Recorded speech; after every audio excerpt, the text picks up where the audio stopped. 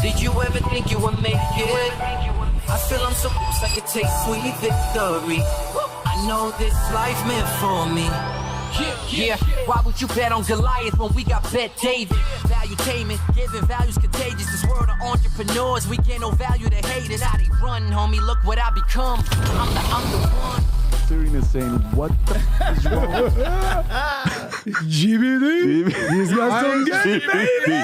All right, well, episode number 394 with the great Sage Steele, which we spent, I want to say 4, 5, 6 hours at the UFC, and we sat there and we talked and laughed and saw a bunch of blood, saw a couple fights, people getting knocked out, having great conversations, history, and then afterwards we said, hey, let's do podcast together here. If for Sage's background, obviously we know the story. 16 years ESPN. Previous to that, Army brat at ESPN. She was one of the faces. She worked SportsCenter. She worked Super Bowl. She worked the Masters. I think you worked the Masters as well. That was great. All these other things that she did. And then eventually, last August, I think August 2023, we all got the news that no longer with ESPN. Things happened, and then everybody's kind of following the story.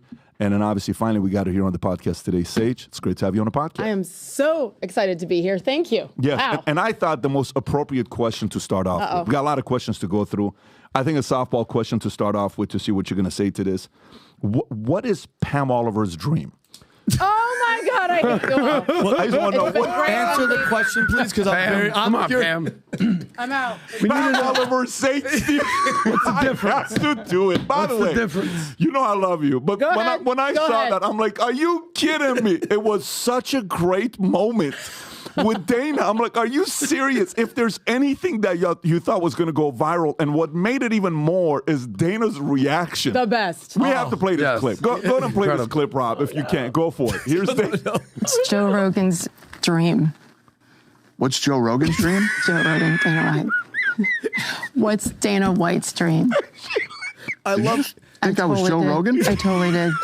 She just called me fucking Joe Rogan. You thought it was fucking Joe Rogan? Yeah, I thought you were Joe Rogan. I was bald before Joe was ever bald. Okay? I know. Just did a 2-hour fucking podcast. I flew here from Vegas, and she thought she was interviewing Joe Rogan. Jesus.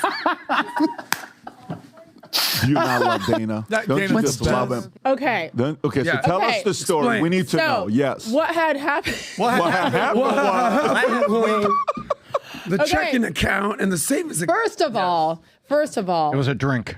Dana is amazing, and he's become a really, really good friend. Like, I have always admired him, and now it's another level, number one. Number two, that moment happened at the end of an hour and 20-some minute podcast.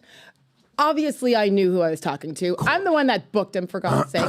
But, like, if you watch, which apparently you all did not yet, the very beginning, right? Thank you. The very beginning, I was like, what are you drinking? Can I have a sip? He's like, yes, it's Joe Rogan's energy drink. And then we went on to hear that it's elk blood, blah, blah, blah. I was like, what the hell did you have me drink? Yeah. So Joe Rogan was in my head from the beginning. I actually think after that moment, I called him Joe, like, immediately. And no one caught it. I didn't catch it. Dana didn't catch it. So then you fast forward to an hour and a half later, and I said it. And literally, I want you to think about that moment, though, especially when he just looked at me. Joe Rogan's dream. My heart completely It was sunk. the best, though. I was dying. Well, and here's the best part, I think. Number one, he's got such a great sense of humor. Yeah. He could have walked off, but he knows me, and he knows that I screwed up. Dana. But I would like a little love from you guys. For what? I have full editorial control. I could have cut that out. Oh, for sure. And I respect that. I think if you don't laugh at yourself. I was about to say that. That's fantastic. Like, I had fun with it. And oh, by the way, like somebody asked me yesterday, actually Dave Rubin asked me yesterday, he was like, okay, you're a great actress. And we go, actress? You think I would do that on purpose? Look like an ass on purpose? No, that was completely organic. And then he told the story about Howie Mandel, being confused for Howie Mandel. He didn't know that my studio was in Howie Mandel's studio. Howie Mandel literally walked in. He had no idea. Like, the whole thing was unplanned, swear to God. I believe it. And I just am grateful that he still loves me and that he was like, Sage, are you kidding me? You keep that in there. Well, Sage, thank you for that explanation, because I thought that you thought that a certain type of people all look the same. So I was like, what? Oh, are we White going? ball Let's not go people. there. You know, but no, honestly, but you know what, though? That is why people love podcasts, because there is an element of too perfect on TV that everything is presented so perfectly, teleprompter and da-da-da-da, and cutting this and cutting that, and you don't leave the embarrassing moment. And sometimes there's no way in the world you're going to be doing podcasts, interviews, shows, and not have moments. We've all had it. You're going to continue having them, and the audience loves it. If you cut that out, sometimes that's the best part. We used to, at the end of the clips that I used to do, the team had a little bit too much fun with this. My English, I would always get some. He always makes fun of the way I pronounce certain words. And so they would leave the spoof at the end for 30 seconds of everything I got wrong, and the audience would wait just to comment on all the errors I made. So, but it was funny. It was a great moment for TV. You got to be comfortable with yourself, we love you know? it, yes. And by the way, I got 3 kids. I mix up my kids' names all the time, and I know my kids, I think. So I think, but what the hell? Plus, I think it's age. And once you're a certain age, and once you've been canceled 65 times, like, go for it. I leave it in there. I don't care. So, Sage, for some people that don't know, what happened with the exit with ESPN? We've heard so many different stories. Obviously, we watch it, we know it, but what happened with the exit with ESPN? A lot. So how do I summarize it quickly? Listen, it had been years of kind of build-up, I think, where everyone was saying, yeah, go ahead, do you. Everybody be yourself and say what you want. And, you know, all of the things political that used to be kind of untouchable, don't go there, especially in a sports network, which is what I prefer. Like, I'm a sportscaster. You know, my politics, my opinions actually don't matter as a journalist. And then all of a sudden, pandemic happened and George Floyd happened, and then the genie was out of the bottle and you couldn't put it back in, where everybody was saying whatever they wanted. I was asked on a podcast on a day off, you know, Jay Cutler's podcast. It's not like I was on ESPN platforms, and asked about a couple of things that meant something to me in my life, which happened to be my racial makeup. My mom's white, Irish Italian. Like, get out of the way when Marie Steele walks in the room. Irish Italian, like, big time. And then my dad's black. And so I, years ago, you guys like to talk about The View. Years ago on The View. Great show. Very emotional. Yeah. Good morning. Yes. Cicadas. Yes. But go ahead. You were saying. They like to base things on facts. They're so classy. Yeah, right. Big John Cicada fans. Big. Big time.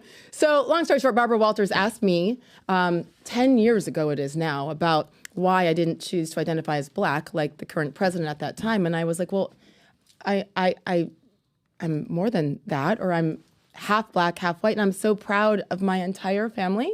I think that defines diversity in America, right? I mean, most of us are mixed with something now, but why would I exclude my mom? And my joke that wasn't meant to be funny, but like, it's kind of, I'm pretty sure my white mom was there the day I was born.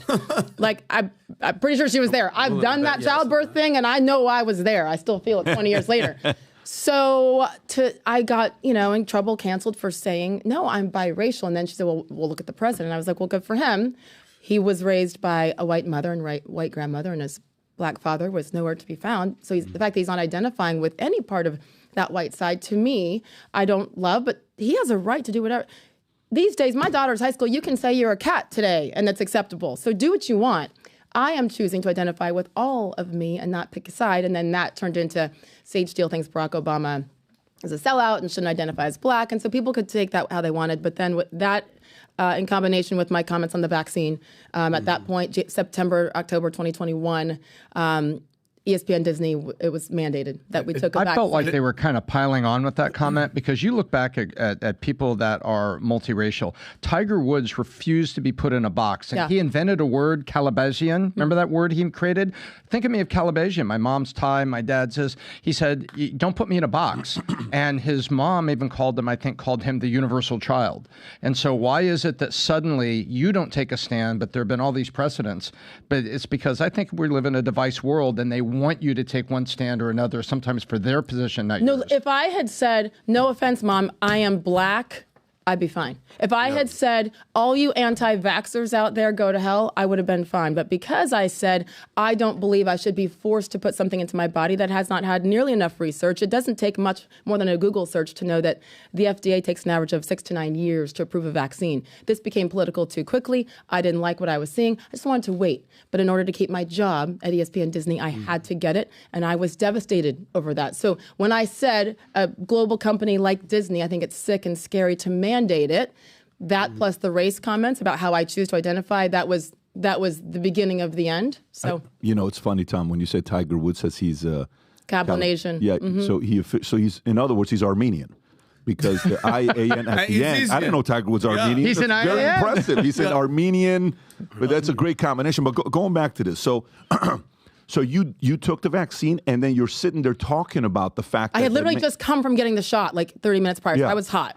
Oh, wow. Oh, you got to be kidding me. So he got you 30 minutes after you got it. It just was a coincidence. I had planned on going on a show, and I knew his publicist, and Jay had just started the show, and so he was, would you come on? He needs a woman. I'm like, sure. I covered him, why not?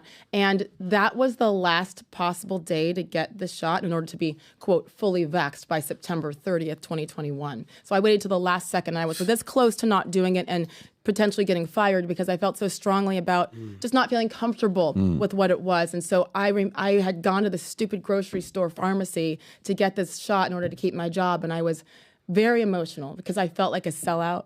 I felt like I was letting myself down and my kids down when I tell them to stand up for what they believe in.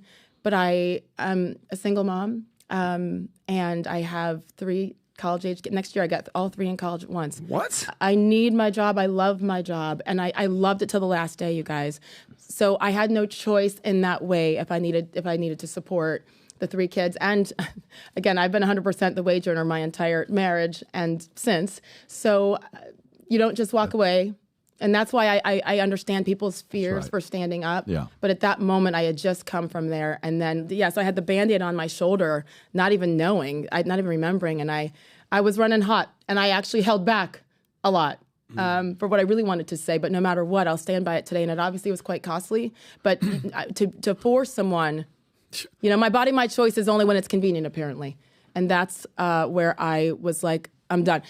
If they had then stopped there, like, okay, suspend me, take me off the air for 10, 15 days, whatever it was, publicly apologize, issue a statement, then I didn't know they were going to crush me with another statement, and then take assignments away from me. That's when I thought, wait a minute. It's one thing to be punished. It's another thing to continue. Most importantly, while my peers are doing what? Going on ESPN platforms, talking about how devastated they were that Roe versus Wade got overturned on an NBA show. Having a moment of silence on women's college hoops during the NCAA tournament to mourn what was happening in Florida, the Don't Say Gay bill, where those words aren't even in the bill. So if we're allowing that and encouraging that by producers and management to have them talk about those issues on sports programming live, but I can't talk about my own opinions on a podcast that has nothing to do with ESPN, that's where I say, which one is it? It isn't just some who get to speak. It's diversity of thought, and you can't pick and choose based on the narrative of your company. And so that was what the lawsuit was about. By the way, freedom of speech, not under Constitution for government. The state of Connecticut has a particular statute that protects employees. You are allowed to speak up and criticize your employer even if you are complying with the rules. I got the damn shot. I was complying, and I can still have an opinion. So that's where the lawsuit came from, and that's why we ended up, What I was going to ask you on this exact topic right here, because you brought up, obviously, the vaccine situation. Prior to that, you brought up 2020, the bubble. In ESPN, obviously owned by Disney. Ron DeSantis, where woke goes to die. Welcome to Florida. Diversity of thought. We see the DEI agenda. You can be DEI anything, but a diversity of thought that's against the narrative or against the message is a fireable offense, apparently. So during the bubble, you were covering that. ESPN, the NBA bubble in Orlando. NBA bubble, exactly. Social justice movement. Everyone's wearing the thing. Everyone's has their message. Black Lives Matter. George Floyd. You're at the middle of this as a apparently black reporter, half white, half black. How much of that weighed into all this? Because there was one player that I recall, Jonathan Isaac, who said, "Look, I'm just, I love God. I'm not gonna play into this narrative. I just want to play ball." So you were, I assume, covering NBA at this point, the bubble, Sports NBA Center, bubble, SportsCenter. I remember that. How much of that is just you hit it on the head, which is diversity of opinion, not diversity for the sake of diversity. How much factored into that? All of it, I think, and. You listen with what happened with Jonathan Isaac, and I've gotten to know him quite well since. Yeah. And what a lovely young man who's displayed such courage that day. And you remember how he got crushed for being a black man who said, "I want to stand. Yep. My country means something to me," et cetera. And then what happened the next day? He went up for a rebound, came down, blew out his knee. Yeah. And the Twitterverse went nuts, celebrating his injury. And he's, 22 years old. Yeah. You should have kneeled, bro. That right? whole thing. Just because they disagreed with his stance. So it only goes one way. All of it played into it. I will say, I even posted the black square right after that. Yeah. I didn't believe in it. But I posted it because I felt that pressure, right? I think I know many people who did the same thing. And to me, it's like, no, I don't care if you're green or blue or if you're a guy or a girl today, tomorrow, cat, dog. I don't care. But if we're going to preach about diversity, it can't just go one way. And it has to begin with diversity of thought. And it took years, but now I'm done, obviously. Yeah. Now, did you speak with Bob Iger during that time or no? No, I haven't spoken with him in years. Have you ever had an interaction with him? Yeah. How is he? He was always great. He was That's always what I great hear years about him. ago, and I think he's brilliant in so many ways, obviously quite successful, and he's done a pretty good job, I think, the last several years have not been great, and there have been specific decisions that, he's the CEO, that he has made that all of the employees must comply with, even if you don't agree. And I know many managers who didn't agree with a lot of the things that we were told to do. But when you choose, listen, you're the ultimate businessman, and when you pick a side in business, like to me, Michael Jordan said it. Republicans buy sneakers too. Don't you want everyone watching your programming? Why are we dividing? Why are we choosing to only report certain things? And that's where, I struggled for years, and then it builds to a certain point, and then you can't be quiet, especially when you know, like as a parent, this was bigger than just me. I have these 3 kids who are older. They're not like 6, 8 years old. That's different when they're babies. You can shield them, but they're watching me preach to them to stand up, and then I go silent. So I don't know what everyone's line is. It's a very personal decision, especially when finances are involved in jobs and cancellation, right? I am the poster child for why people should stay quiet. With Bob Iger. Not anymore. I'm sorry, Iger. With Bob Iger, is it when you saw him making some decisions for Disney that made no sense? So he has a ride of a lifetime. Incredible. Crushes it. Read the book. Great story. One point he wanted to run for president. He's doing the deal with Murdoch, and they're asking him the question, are you going to run for president? No, but he says he was thinking about it. He was going to run for office. His family has, politically, they've been on the left, and he always wanted to kind of possibly one day run. Anyways, do you think some of the decisions that was made at Disney, was it more him, or was it more Chapek, or was it more the board? Who was it? Or was it maybe even Kathleen? You mean during that time? During the woke, Disney went from being Disney, we all watch Disney, they go to valuation-wise, I think at one point peak is $360 billion. They're at 180 right now, give or take. At 180. 180. They dropped from, we can see exactly, so I want to give the number correctly, what's their market cap today? 215 today. Can you go to the history of their market? They went from 380, 360 to 215. So, but from the person, or you may even say, I'm not on the inside, but when you guys talk to one another, when Bob left, was it Chapek or was Bob still running it? Was it the board? What do you think it was? Well, to me, the timing is fascinating because Bob Iger, if you recall, suddenly stepped away. It was like February of 2020. Mm-hmm. When did the pandemic hit? March 2020. He's a smart man. I think there's a lot of obvious ties with Disney and China. Literally, this is just my random opinion. I just don't think it was a coincidence that the timing for him to suddenly retire and then the pandemic hits, and then he appoints Bob Chapek, who'd been one of his right-hand men for years and years. 20 plus 30 years maybe, to run everything. Bob Iger never went away. He was still even tweeting without a lot of things about Disney, et cetera. I believe he was on the board. So if you're on a board, there's a lot of decisions that are being made, right? It isn't just the CEO. He has to get the board approval. And if he's on that board, for example, what was happening in Florida and the decision, I believe, again, this is my recollection, that that Chapek initially was going against the state of Florida and this Don't Say Gay thing and Ron DeSantis. I know that he was more about not mixing politics with business, just as the ESPN newer president, Jimmy Pitaro, was as well. And then everything went nuts and, they had no choice, seemingly. And maybe that was, again, above the ESPN president, but that came from Disney. But when the former CEO, the longtime CEO, brilliant CEO who's had a ton of success, is still on the board, while all this is going on, and all of a sudden they go from, we're not going to touch Florida to, now we're going to crush Florida. And then, you're in the middle of a pandemic. Chapek, how would you like to take over that kind of a company during that time? No one wants to, right? Then we get out of the pandemic, things start to turn up, and all of a sudden Chapek's out and Bob's back in. So I don't know. I mean, listen, there's a part of me that's like, it's almost scary to talk about, to be honest with you. But just from not even an outsider's perspective, when you look at the timeline, I think that there's some questions to be asked.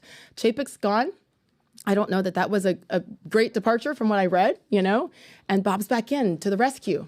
Is it being rescued right now? I don't know. There have been some decisions along the way, especially just with programming. When my kids were little, the Disney Channel was like the place to go, where it was innocence.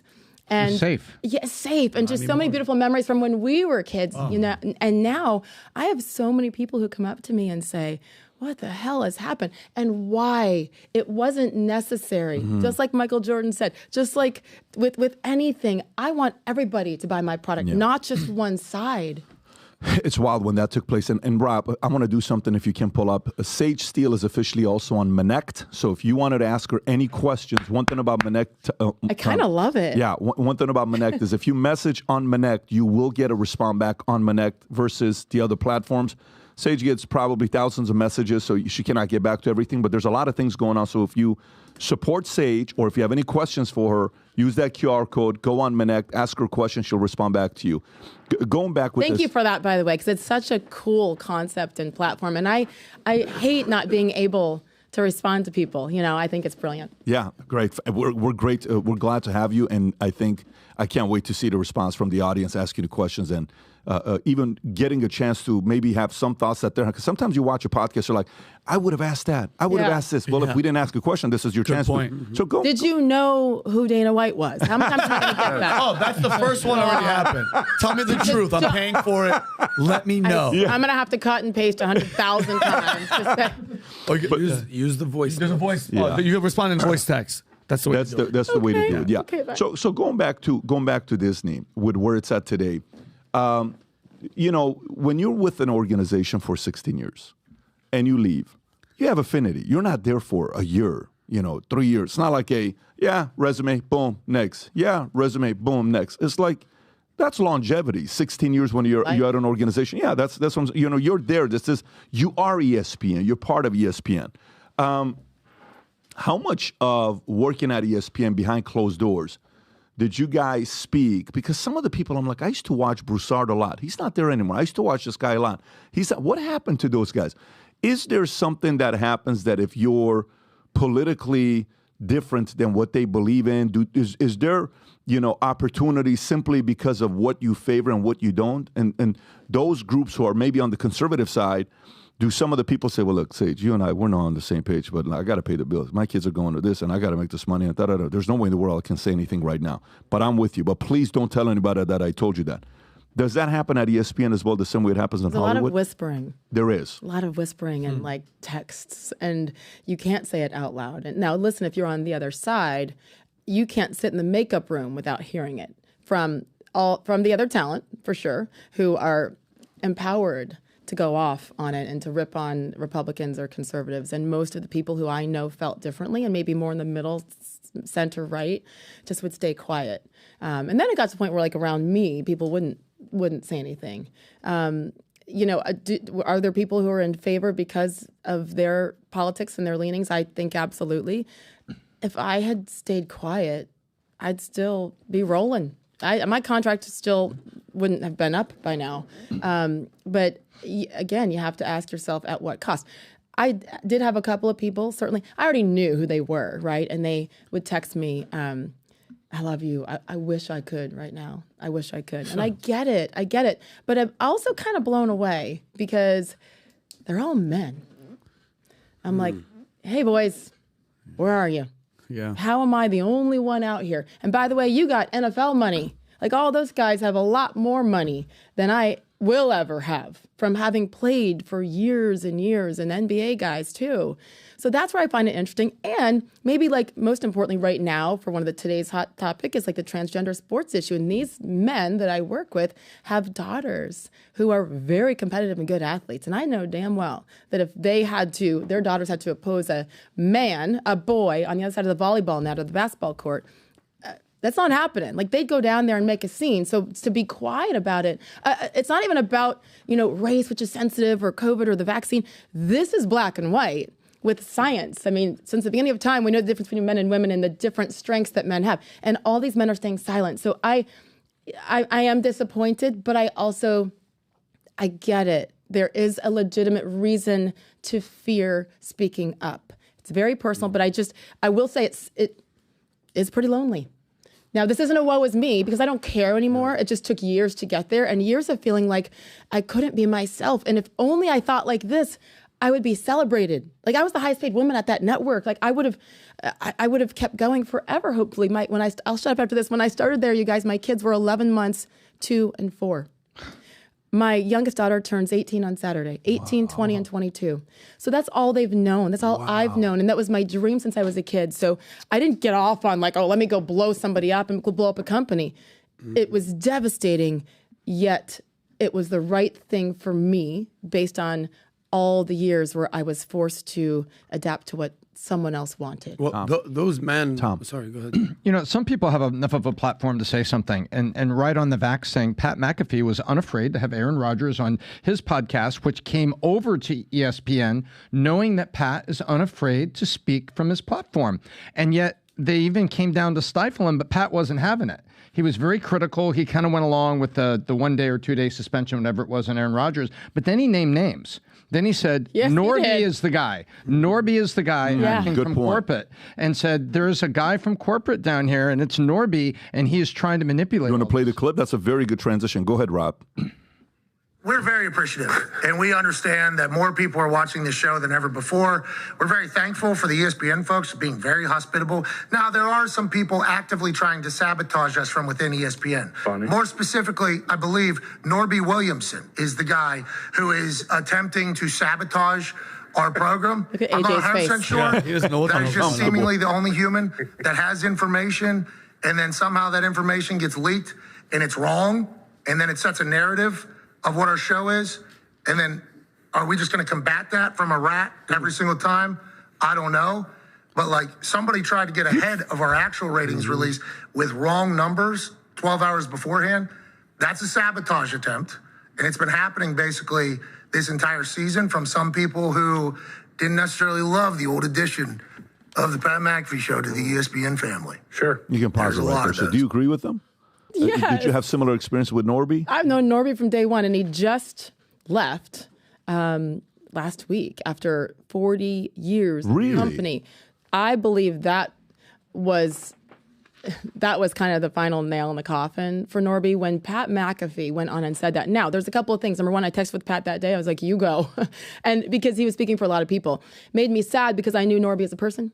And I knew that his heart was very different from some of the decisions that he made. But I'll also say this, as much as I absolutely agree with a lot of the things Pat said as far as just behind the scenes. I don't know that Norby was the one, influencing numbers or being untruthful about. I don't know. What I do know is that even though all of us agree with Pat, I thought it was fascinating that when have you ever seen an employee in our industry go on the air and name names, and not just name names, but call that executive who's been there for 40 years a rat. And then he doubled down a couple days later, and then he posted a picture with Norby's new boss, Burke Magnus, and Burke allowed that picture to be posted. I mean, so when you see them not punishing him for it, because even if you agree with what the guy said, you guys, it's still kind of unacceptable for someone to publicly call out a boss at the company by name and call him a name. They let it slide, no punishment, still went to the national championship game a couple days later. What does that tell you? If nothing's done to that person, by the way, I did a fraction of that and I was out, right? Yeah. Right. So I think the principle of it was wrong. Like if you say that, you got to be held accountable. But they did nothing to him, and at that point, I was like, Norby's out. Why do you think that is? Why do you think that is that they did nothing to him? Well, I think there's other people that realized it was probably time for Norby to go. We thought for years it might be happening, but also when you're Pat McAfee, you have control. What is it? $18 million a year. So the only people at ESPN that make that money are Joe Buck, Troy Aikman, Stephen A's, a few million behind them. So when Pat comes in and knows he's got that power, that's that FU money in many ways. You know what I mean? You got that power. You're going to say, what are they going to do? Take him off when he's got this huge contract? So he used his power in a way that we have never seen before in this industry. And look what just happened. And by the way, Burke Magnus. Yeah. He's been with ESPN 25 years. How is he? I like Burke. Okay, but, got it. I mean, listen, they're all taking orders from others. Wow, all the way at the top. Yeah. So I like Burke. I like his family a lot, and I hope he does great. And again, there's so many really good people behind the scenes. There's a lot of things I don't agree with. I'm sure Burke was supportive of sidelining me, suspending me. I don't know. And you know what? I don't care. Like, they made their decision. I was friends with a lot of these people for a very long time. I haven't heard from a soul. And that's even after almost 17 years. And it's okay. They all have families to support as well and to protect. I just think at some point, like, on principle, so many people are weak. Weak. Yep. And it's not just Disney, ESPN. You kidding me? It's everywhere. Yeah, and the fact... Oh, Bakhlata, go ahead. No, what I wanted to ask, and Vinny, I'm going to come to you, but here's what I want to... Tom, this is a question for you as well, and Sage, both of you, because Tom is the living Wikipedia, okay, literally. He's amazing. No, he is. So here's the question. Disney bought ESPN in 96, right? I'm just looking at it right now, through the purchase of Capital Cities ABC in 96. So that's 28 years ago, right? Obviously, you weren't there then because you were there when, 17 years ago, because you were there for 16 years, and it's been around. Yeah. So if you think about it, how much do you think, like, was the older ESPN better than the newer ESPN? And I wonder who is there to ask the question of that's been there for that many years. I'm sure you probably talked to the guys on the inside. How different was the old ESPN until they were bought by Disney? With that, I don't know. Some of the true legends, like Bob Lee, who I think lives down here in South.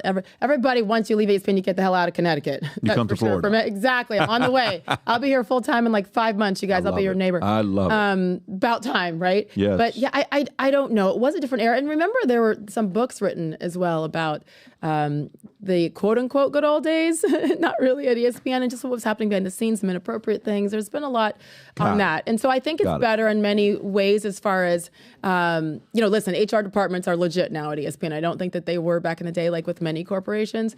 But it's very different from when I started even in 2007.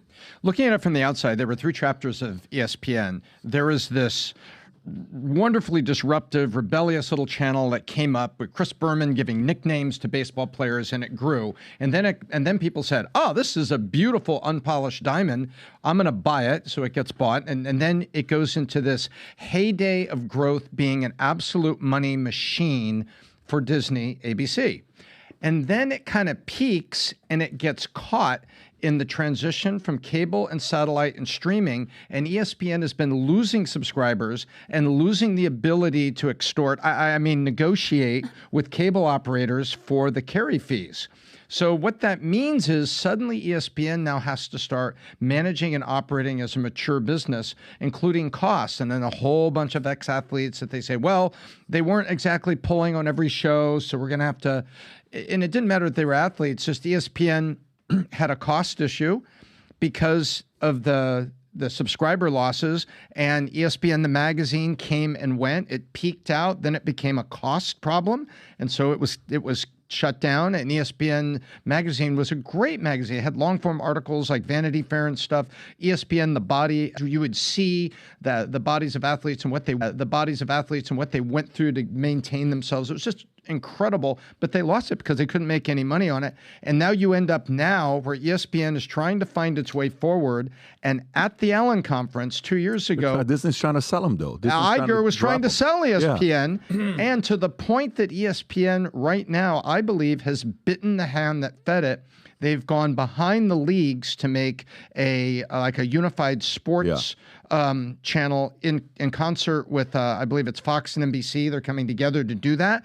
And the leagues don't like this because that means that they're not all competing with each other. Because you used to bring NBC and ABC in and say, who is going to pay you $1 billion X for the Olympics, and get them against each other. If they're all together, that can't happen. So right now, ESPN is trying to find a financial future in the middle of streaming wars, and it's having an impact. Meanwhile, all of the woke stuff comes down in the middle of this and creates all these situations. And this is just my analysis from the outside, looking at the financial arc. What would you add? That's a lot. You are definitely he's a historian. I tried to compress it. Well, but the streaming thing, I mean, I was listening to a lot of those conversations for years and down at some of the meetings with potential sponsors and advertisers in Orlando, probably 2017, 2018, and speaking and emceeing there. And that was definitely a concern. And you had some people who were like, at the time, the president CEO was John Skipper. And then his time there ended unceremoniously. And he was talking all about, this is not as big of a deal. And, calm down. We aren't losing that many numbers. And other people were in the room were like, really? Like, this ain't going away. It's like when Bill Gates said the internet's not going to be a big thing. Right. Yeah. Oops. Exactly. So listen, they've been aware and trying to battle and fight and do the right thing. I think the reason we all know, the reason that ESPN is still relevant, and I think will be, is because of programming. When you have live programming like that, and you are, paying whatever it is, you could look it up real quick, for the college football playoff and the national championship, and also like the NBA finals on ABC and ESPN. I mean, when you are crowning those on your air, and just all the college football programming every single Saturday. Well, now it's Thursday, Friday, Saturday, right? People will go to watch you even if they don't like you because you have that programming. They finally got a Super Bowl coming up. When is it? 27, 28, something like that.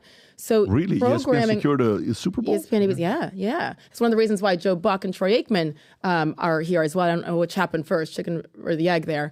But yeah, so you must pay billions of dollars for those broadcast rights in order to remain relevant. And they've been able to do that more so than, Fox and NBC especially with the college football playoff.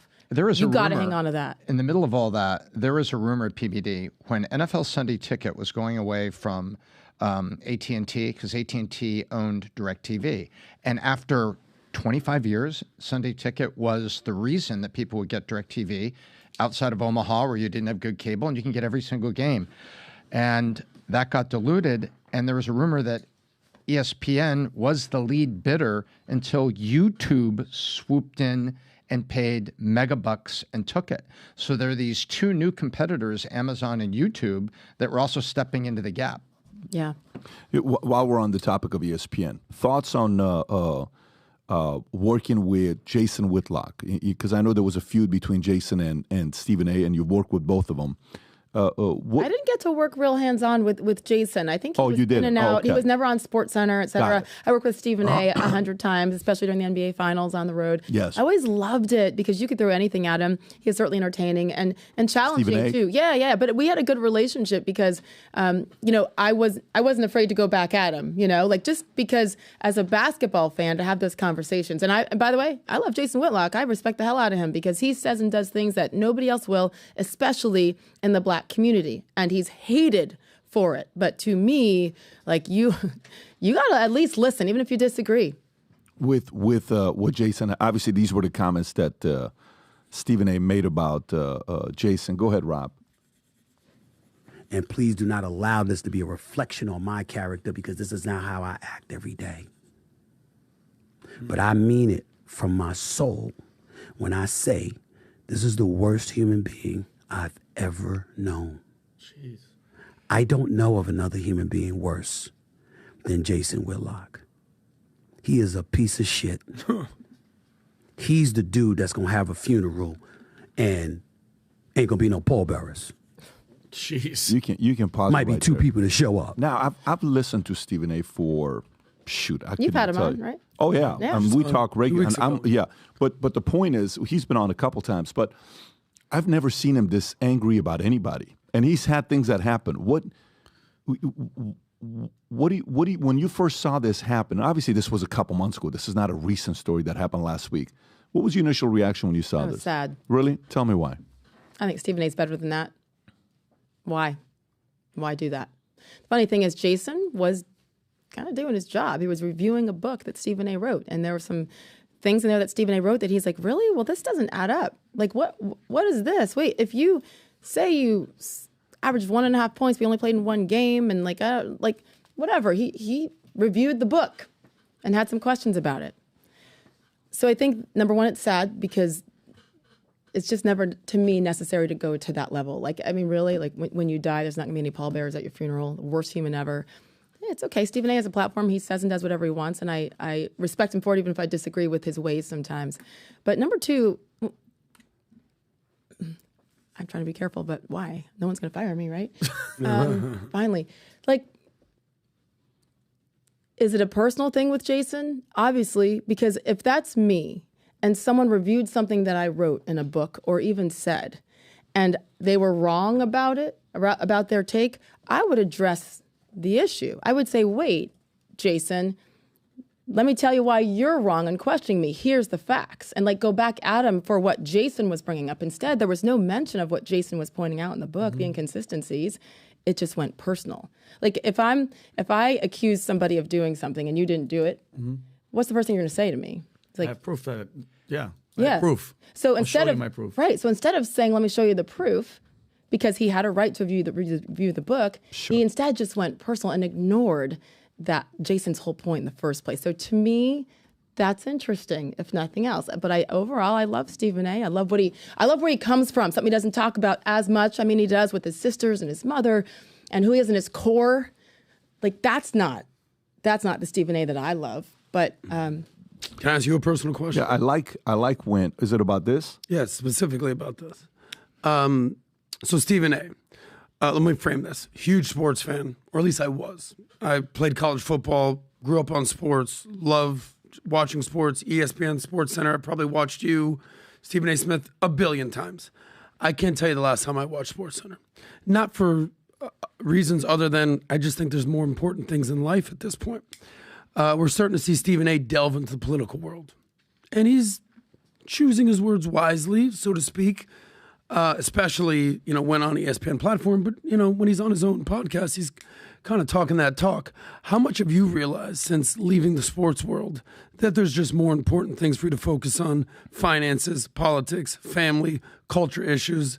Like, how much sports do you even watch? Your question has to do with Stephen A. Yeah, like Whitlock? he's focusing on other things other than just sports. This clearly is personal to me, but from a macro I want to stay on this. We'll go to that. That's not about this question. I do love that question. Yeah, so, yeah. We'll come back to that. But let me stay on this question here. So with Stephen A. and Whitlock. So with Stephen A., I don't see a lot of other sports guys that dislike him in the space. Now, when he tells a story, I like how he says, I call my pastor, I call this, I call my sisters. I even call Bob to say, hey, I'm not going to, it's going to be a little bit bad. And he at least took the steps to go through that for him to make the comments he made about Jason. Now, but it's not on an ESPN platform, so it doesn't matter. But still, he knows he's representing the brand to give the respect. Right. But there's definitely a separation. Right. And he knows he can say whatever he wants. You're not using that language on an ESPN platform. You know what I mean? So I think that's in his contract to be able to do it separately, right? To say YouTube's over here, my podcast, my platform's here. Yeah. But I agree, you still are representative of the brand, representing the brand. Yeah, and I think he's, he knows he's about to get a, big payday coming his way. I think he's deserving of it. I think he's deserving of, if he's going to get the 20 plus, I think he's deserving of it if they paid him. By the way, that could set the tone as well for the marketplace for how hard this guy's worked and how available he's been for so many years, right? Yes. And he's been the face of ESPN. I want to know what he has to say, right? And then on the other side with Jason, by the way, real quick, if Pat McAfee's making 18, this guy, and you can hear it in his voice and you can see it on his tweets, he's keeping score of everything. Mm-hmm. He's like, oh, you think this guy's worth? He even made it about race recently, which bothered me because he said that, well, I have to work a lot harder as a black man compared to Pat McAfee as a white man with 18 million. Yeah. So I think that he's keeping score. And so to your point about 20 mil, easily. Oh, I think he's for sure going to get paid that money and well deserving. Now, in regards to black men and all that stuff, I'm not. When they go that route, I'm not a fan of that. But I also can see how Jason probably plays the game of trying to be a troll and trying to get under his skin. And in this situation, to be honest with you, Jason won. In what way? Because nobody follows Jason anymore. Jason's no longer at the level that he used to be, where he was getting the eyeballs before. But he's the number one guy, Stephen A. So Stephen A. actually brought eyeballs to him, then the other way around. So this is when a guy attacks up and you get the up to attack you down, the guy at the bottom attacking up actually wins. Good point. Because you just made him relevant that other people are reacting to. So this is a W for Jason in the context of choosing your enemies wisely. Yeah, you know how Jake Paul gets the guys above him to get irritated, or Conor, or some of this stuff. Yeah. In this context, he wins. But when it comes on to finances, winning, financially free, the face, history, legacy, all this stuff, Stephen A's dominated Jason in that context. I do wish that people would listen more to Jason. People are like, oh, of course you're going to say that. You're a white right-wing. No, he's super smart. And if you listen to the points he makes, and yes, quite often they're race-related and about the black community or certain athletes or not, he makes points that make you think. So I think that, and I know this, one of the reasons why you say, he doesn't have the following that he did in the past, well certainly, but which way does social media lean? Oh, big time left. Oh, huge. So they're going to make sure. I don't know about that. Oh, 100%. I don't know about I feel that strongly. And let me tell you why I don't know about that. Look, I've listened to Jason for many years, and I'm talking back in the days. I think Jason is very smart, very.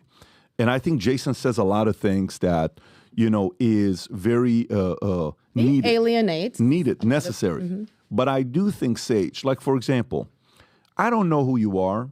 Meaning I know who you are. I've known you for years. You've only known me for a minute because we sat next to each other at UFC. I knew who you were before I sat next to you. I totally get it. But what I mean by that is like I've known you a lot longer than you've known me, right? So I've followed your career a lot longer than you've known me. And then I sit next to you. I'm like, okay, let me see how she is. You know how much I enjoyed our conversation that night? We had such great time together. You and the guy, our Italian mobster lawyer buddy, Joe's amazing. He's here. I love him. He's love the guy. He's like a cousin. Yeah. He's the guy you just want to go. Right in. I love him. He fully does, by the way. He fully does. But I'm sitting there and I walk away and I said, I like her. Oh my God, she's so cool. Because sometimes you win people over more off camera and you lose people off camera more than on camera. You can act here, but then how are you off camera? I liked you off camera. Thank you. And I walked around and I say, remember this? I'm like, what a freaking cool cat. Yep. We could talk to her for hours. She was so cool, right? Yep. To me, the only feedback I would give to, I've had a lot of guys that have worked with our company, business, insurance, different things. And I have guys that are right. Your argument is right. But there's a book written 80, 90 years ago by this guy named Dale Carnegie, who says how to win friends and influence people. You can persuade more if you can be a little bit likable. Yeah. You have to be liked. When it comes down to selling your ideas, you got to be likable, you got to be trusting, and you got to give facts.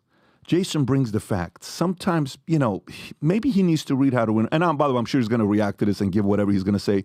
Deep down inside, Jason, while you do your reaction video and you try to trash my argument and Stephen and say we're boys and all this other stuff, privately, without telling anybody, go read How to Win Friends and Influence People. I think it would benefit you. But I kind of agree with Sage a little bit, though, Pat, because if you are a black conservative, all the mainstream, all the social media, they're anti. You're Uncle Tom. You're selling out to the rates. It's harder, I think, for the African American community that is trying to be conservative to try to not be woke and go the other side for them to get good eyes. Those are two different things, though. Those are two different things.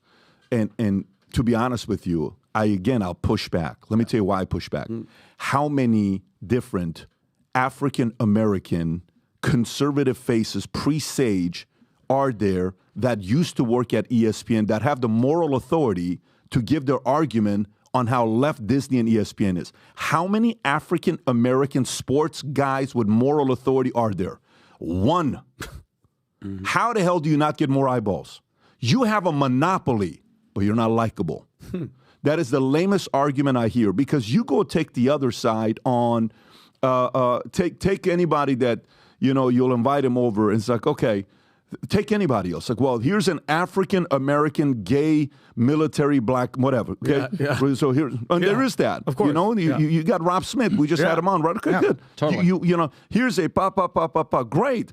It's very hard to be an African-American woman conservative because nobody wants to give limelight. Hello, Candace Owens, the most viral face on social. I think it's but with Candace came what? Complete vitriol from the Black And that's community. okay. It is okay, but Yeah. my point is, like, I can only speak, I guess, from my own experience, and of course, being a public figure and watching it come down. It's a completely different ball game out there if you are right-leaning. Now, has it changed as far as there being more conservative voices out there? Absolutely. But I know from my experience what has happened by the difference between when I was just silent about everything, maybe in 15, 16 time frame up till then, to when I started to speak out a little bit. And then I would say one thing about something random and they'd assume I'm a conservative, and therefore evil, conservative equals evil, and the social media realm, especially back then. And the stuff that came with that, the threats that came with that, the sellout, the coon, all of the things that I was called, in particular by people with my skin color. So I've lived that and the difference. And again, I know that if I had gone on that podcast with Jay Cutler, 2-3 years ago, and said, sorry about my white mom, I love you, but I'm that one drop rule, I'm black. Or if I had condemned the anti-vaxxers, like I was saying things that don't go along with the left. I was saying the opposite things. And I know I would have been celebrated if I had had the other opinion. I mean, you should see, and it's not, again, it's not about me. I can only speak on this based on my experience.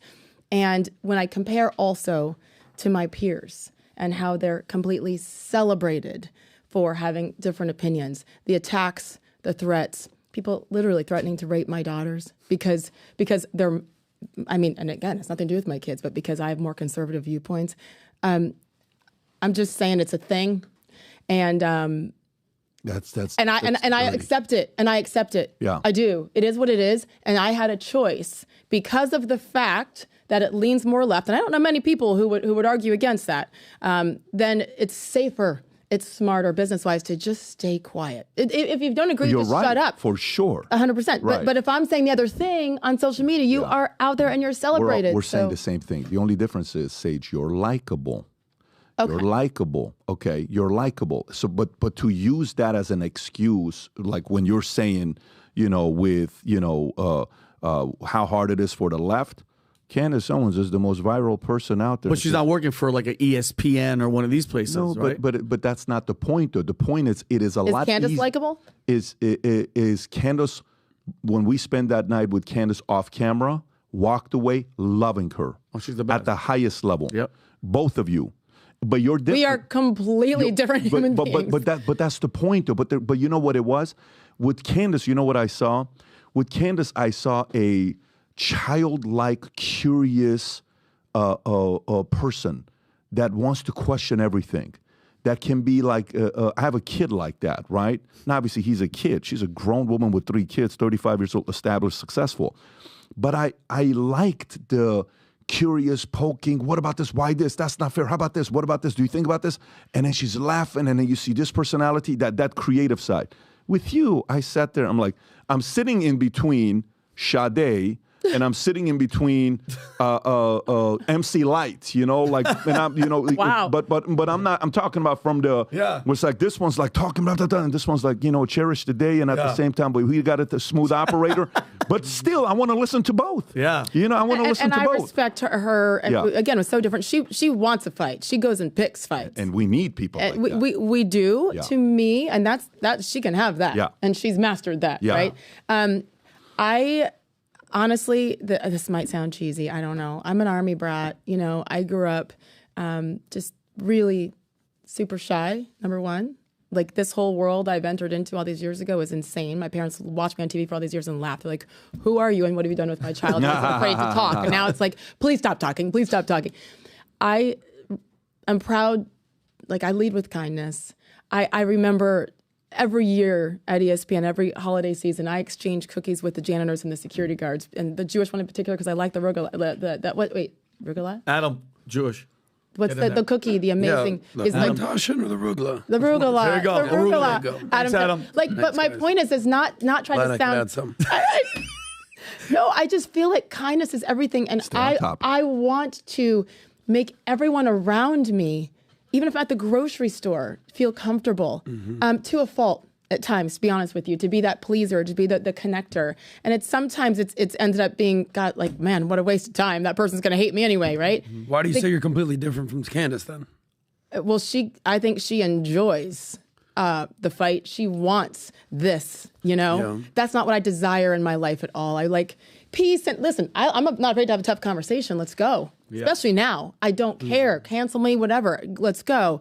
But I also, as a journalist, and it wasn't about me. It was about who I'm talking to and that conversation and learning about them and their story. So I don't know that Candace, she's an analyst more than a journalist. You know what I'm saying? Yeah. And they're very different things. I just, we're different humans, and that's fine. I'm a little softer, I think, in many ways. And also, I don't have the knowledge that she has with all the, and I don't want to with all the politics. Go for it. There are many other things to talk about, especially, sports, but I haven't sat down one time and watched any of that programming because I realized, holy crap, there's a whole new world out there. But I think you can do it and make good, strong points and stand up for yourself and others and do it with kindness. That is my way of living. And I think the only difference is you know who the enemy is. Like you picked yours. Candace picked hers, and there's multiple enemies, and she's going head on to fight them. You know what I mean? And I get the the sweet and the kind. You have yours. You know who they are. Look what they've done to you. And yes, and I respect. By the way, to hell with them for putting them what they put you. I'm so happy that you're strong and you've gotten through it. You've picked you know who the enemy is. Your fight is a little different fight. Candace has picked multiple fronts, and she is attacking head on with all of them. And I love that she's winning. Yeah, but I get exactly where you're coming. Yeah, you're a different soldier on the battlefield of the same fight. Of music. Exactly. I can listen to Sade and then listen to Tupac, and then I can listen to Foreigner and then Don Henley. I'm totally cool. Everybody's got a different style of creating music. Go ahead, Adam. Well, I guess to hone in on this, I mean, where I was going with the Whitlock, Stephen A. thing was from a bigger perspective. Whitlock, I think he just talks politics now, right? I don't think he does. He's on The Blaze, which is a conservative media outlet. His show is called Fearless. Talks about everything. The media landscape has changed since you joined ESPN. It's kind of where I was going. It's like, I don't think sports is that pertinent in the greater nomenclature at this point, in the zeitgeist these days. So what's your fight? What are you going to fight about? We know what Candace is fighting about. Stephen A., we're starting to see it, his political acumen sort of rear its ugly head in a good, positive way. Whitlock, probably should read a book or two on how to win friends and influence people. So what's your fight? You're in this mix now. Yeah, I mean, it's not. See, that's the thing. It's not about going to pick a fight. No, what's your hill you're willing to die on? Well, lately it has. Yeah. This began over a year ago when I was still at ESPN, and it's the transgender sports issue, and I feel strongly about it. No one will convince me otherwise that it's not important. And I don't care if they say, well, 0.033%. Stop. So what's the magic number? So it's okay up until this number, because it isn't just that woman that was kicked off the podium. It's the woman, the domino effect of it, right? And if that person wasn't even allowed to, try to qualify for the race because a guy was there, it goes so much deeper. So to your point, that's the one thing that recently I have chosen, even though at ESPN, I was kind of warned, let's stay away from this topic. I'm like, wait, what? We're standing up for women. What the hell are we doing? Why are we all of a sudden going silent when we've pushed on Title IX for all these years and put tens of millions of dollars into programming for women's college hoops? And look what it's done, by the way. Ratings incredible through the roof. I was asked as I left ESPN, and actually leading up to it, about politics and if I would run in the state of Connecticut, where I've lived, full-time basically since 2007. I didn't think very long about it because I have no desire to go into that world. I think it's filthy and it's gross. And I want to be able to advocate for whatever issue I feel is important for others. With the sports thing, my daughters are beyond their competitive athletic days, right? So I got no horse in this race. I just think it's right and wrong. There's too many people who are afraid to talk about the facts with that one. If other issues come up, I will go there. I sometimes don't know what they are, obviously, until I'm there. I was on Capitol Hill a few weeks ago at a Senate hearing about this issue and protecting women and girls. So how cool to be able to have a voice with that and to be able to talk about. I had Riley Gaines on my new show recently, 23-year-old kid with such courage. She's displaying courage that grown-ass men and women refuse to. So I don't know as far as what's next, but I do know this. If there's an issue that I feel strongly about, I no longer have a fear to go there. And in the meantime, my passion is finding out what makes people tick, finding out their why. you're brilliant. We all know it. It's overwhelming sometimes. I look at what you do. I was talking about with Joe earlier. Like, look at what you do and how you do it. And I mean, how, along with a family and all your 65 children that you guys keep having beautiful babies. I'd have more. 65. That's a lot. That's maybe exaggeration. I would do it if I could. But in general, like, it's so beautiful what you've done and the courage with which you've done it, right? And so I want to know why. And you know what? I don't even care about your resume when I have you on the Sage Steele show. Thank you very much. It's because, like, where did that come from? And what happens when you hit a wall? Because it all looks good on camera and when you're doing your thing and speaking and bringing people in and making a lot of money. But in those down moments and when you are fearful or when you are hurt, like, what brings you back? Because I know that every time I've shown my vulnerability, whether it's about what happened at ESPN, whether it's about my divorce, whether it's about all these things that are super painful to talk about, I have realized, number one, it's therapeutic. Number two, others realize if Patrick Bet-David's going through that and he's still waking up every day and clocking in and supporting others, I can do it too. So we're helping others when we go there and share our story. And that's what I'm excited about, to be able to do it on my terms, meaning no questions off limits. Right. And in that, going back to like how I choose to lead, if I can make someone feel comfortable enough to go there with me with some personal stuff, because I'm willing to as well, and it's okay if we get choked up, you know what I mean? I just had Gina Carano on I only have 3 episodes, and it debuted yesterday, and suing Disney, just like I did. Good. And she's such a badass, and she's so strong, and She really is. how she's done it. But like, she got super emotional about her best friend who died. And and that's one of the reasons why she's pushing and not giving up on this fight against Disney, right? So when you learn, it's not just about being wronged at ESPN like I was, or like she was at Disney. Like, what is it that makes you say, I'm not stopping the fight this time? That's where the magic is. And so that's my passion, is to try to get to know people beyond all of this. This is great, but I don't care about that as much as I care about you. Can I make a prediction for you? Now that you've entered this world, like, the tipping point for you clearly was the women's transgender. I assume Leah Thomas, Riley Gaines, everything in that. Shout out to Dylan Mulvaney. She's amazing, obviously, incredible athlete. Once you start going down this transgender thing, it's gonna. I thought you were gonna say something else. What do you mean? I thought he was gonna say passenger 57 line. You know what I'm talking. What line? I'm like, you know what line I'm thinking about? Do you know what I'm talking about? From passenger 57. You ever played roulette? Yeah.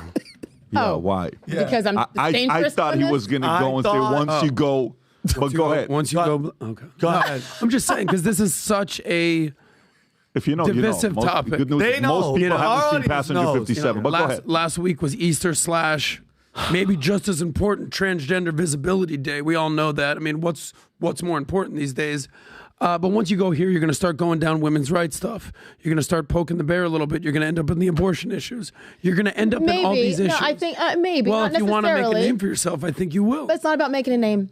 See, that's the thing. I'm not here to get clicks. I'm not. And I know that's part of business. It's about telling the right story. It's about doing it the right way and picking it, for me, picking and choosing. Wait, he threw his I don't pen. know. I love it. I love the fact that it's not about me. I love the question you're asking and what she's saying, that what it's not about. And by the way, I think it all comes. It will all come I out know. if you do it the right way. But a part of I fully agree with what he's saying is because, so I started creating content and it was about business entrepreneurship. And I'm like, shit, I'm interested in the mob.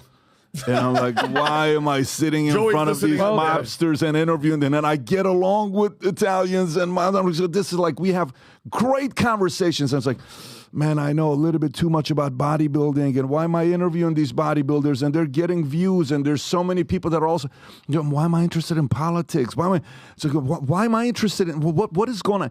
And that journey, he's right. That journey you're going to go through, we're going to enjoy watching you go through it. It's going to be exciting. I'm just saying, I'm not saying they're going, I want to do this because it's going to get me clicks. Like, people see through you. Happen, and that's fine. Sage, and because it's fine. I'm just being real as hell. But it's going to be naturally, organic. I think That's the word. Do your Sade natural thing. That's my nickname for Sage. God, dude. Sage is a Sade style cherish the steel. day. It's Beautiful. You got I love that. it. Yeah. But what I'm saying is, It's the brand. The talking That should be head, the opening song to the podcast. the talking head reading off a Coast script. to Yeah, no. legacy media. LA to Florida. Can I sing?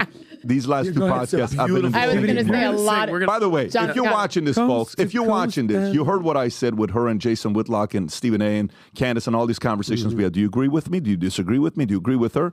You can ask her the question on Manek. Can you pull up her QR That's a code? great Go to our point. QR Let's go. code. Ask her. And by the way, if you have any guest recommendations for her to have on her podcast, let her know on Manek. Send a list of 5-10 names. She's new to this space. Maybe there are certain people she needs to be looking at. Send her a message on Manek and let this relationship, the journey that she's going to be going through, participate with her on that. But you brought up Riley Gaines. So let's talk about Riley Gaines, right? Can I just say, well, you just said a word, though. Yeah. You just said natural and organic. Right. And that's the thing, because I think people, viewers, listeners are smart. Yep. And they see through you when you're doing it just to get attention. Like for me, and I've had fights with social media people about my page because they're like, you just go, post. And I'm like, and I'll do it for you. I'm like, no, I need to do it because it's me. And I don't want anyone to think that I'm selling out, right? So you're so right. I just have to do it my way, which is like natural. Telling you not to do it trying. It's hard, though. I'll give you an idea. You know, it's a different Can I give an Adam type of metaphor right now, Vinny, with your permission? Are you going to nail it on the? Are you going to hit the nail on the head? I'm going to give an Adam type metaphor. Okay, go. Okay, this is going to be 7 take me minutes, 19 right? minutes to make this point, but let me kind of say it to you. Here's what I Halfway think. through, remember to say, you know, what's it's my kind of point? like, it's Adam, Vinny, it's kind of like organic. We're waiting organically. Yes. For Adam to be interested in women above 30, not 20s. Okay. But it's not organically. No chance, See what he I'm saying? said. It's He not said no organically chance. Wait, how old are you? Holding off the party, Sage. What's going on? I could be your mother. Oh my God! No, you couldn't. I could No, you probably can be call your me mother. By the way, if you could, someone's going to jail because and Not up in here. FYI, most people probably are not going to get your age right, but believe it or not, this guy, you know what number Reggie Jackson was? No, he's not. Yeah, No, you're not. yeah, Reggie Sage, Jackson. take this as a What's Reggie compliment. Jackson's number? Can you Black tap in don't Reggie crack. Jackson's number? But Black Dog, okay. doesn't. Or good makeup Mildly doesn't 40. crack, 44. right? Oh, you look fantastic. Yeah, No. Yankees, right? 44. Not nine. You look It's great. 43. So, but wait, nobody can be over 30? I want to have a bunch of kids, Sage. You didn't answer the question. No one can be over 30? No, they could, but Preferably not. It's a metaphor. they certainly are not starting with a 4, Sage. No disrespect. I'll be over here if you need me. Listen, I'll go young too. You'll go young? How young you going, Sage?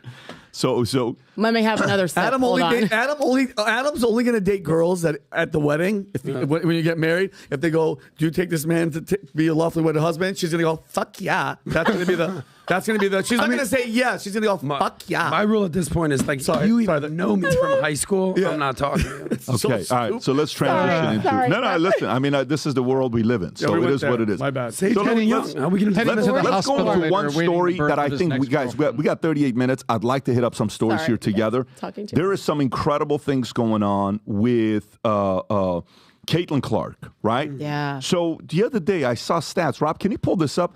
The NCAA championships for women's got more viewership than the NCAA championship for men. Yeah. What the hell is going on She's a here? phenom. And she's a phenom. And yeah, right there. Women's This basketball girl championships is were on 18.9 million viewers versus 14.8 million for men's, fueled by Caitlin Clark's emergence as a superstar. Can you play that clip by Paul Pierce, please, Rob, if you could? Paul Pierce had some choice words about... Really? You didn't see you didn't see this? It's so funny. But by the way, he came back and he actually gave her credit, which He is did, respect. he did. So go ahead, play this clip, Rob. Oh, go boy. ahead. Yeah. Yeah, it's beyond that, Key. I'm gonna tell you. I'm gonna just keep it 100 with you. We saw a white girl in Iowa do it to a bunch of black girls. Well, of course. That made it like, oh, that gained my respect. That gained my respect. I hear you. Like, that's like, oh, she didn't do this. Skip's the whitest person on the planet. Some other little Love him. white girls that was over here in Colorado, wherever. She did it to some girls from LSU who we thought were some dogs. Defending champs. And put them on their knee and spanked them. Spanked them. And so I know, but I can accept that.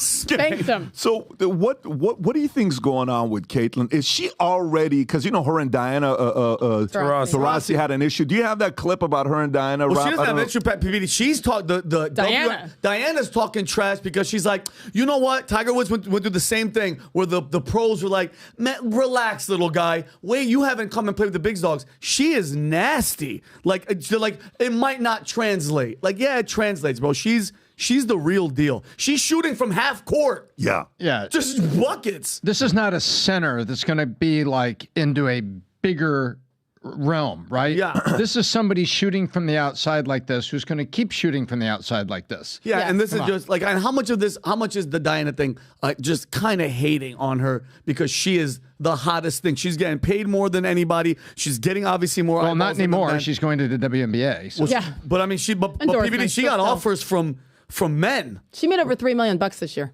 $3 million as a college athlete. What makes her special, Sage? You've been in this. We space. have never seen anyone shoot like this. And look at what she's done, just numbers-wise, men's and women's basketball. Remember how in awe we were of Stephen Curry when he first came out shooting from the logo and all that? That's what she's doing, and she's doing it in college. And she's fundamentally so sound.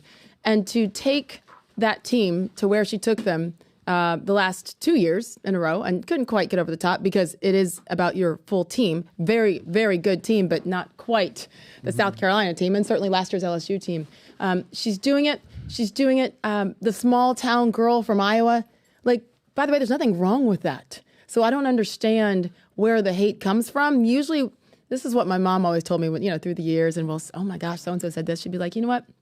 That isn't even about you. They don't hate you.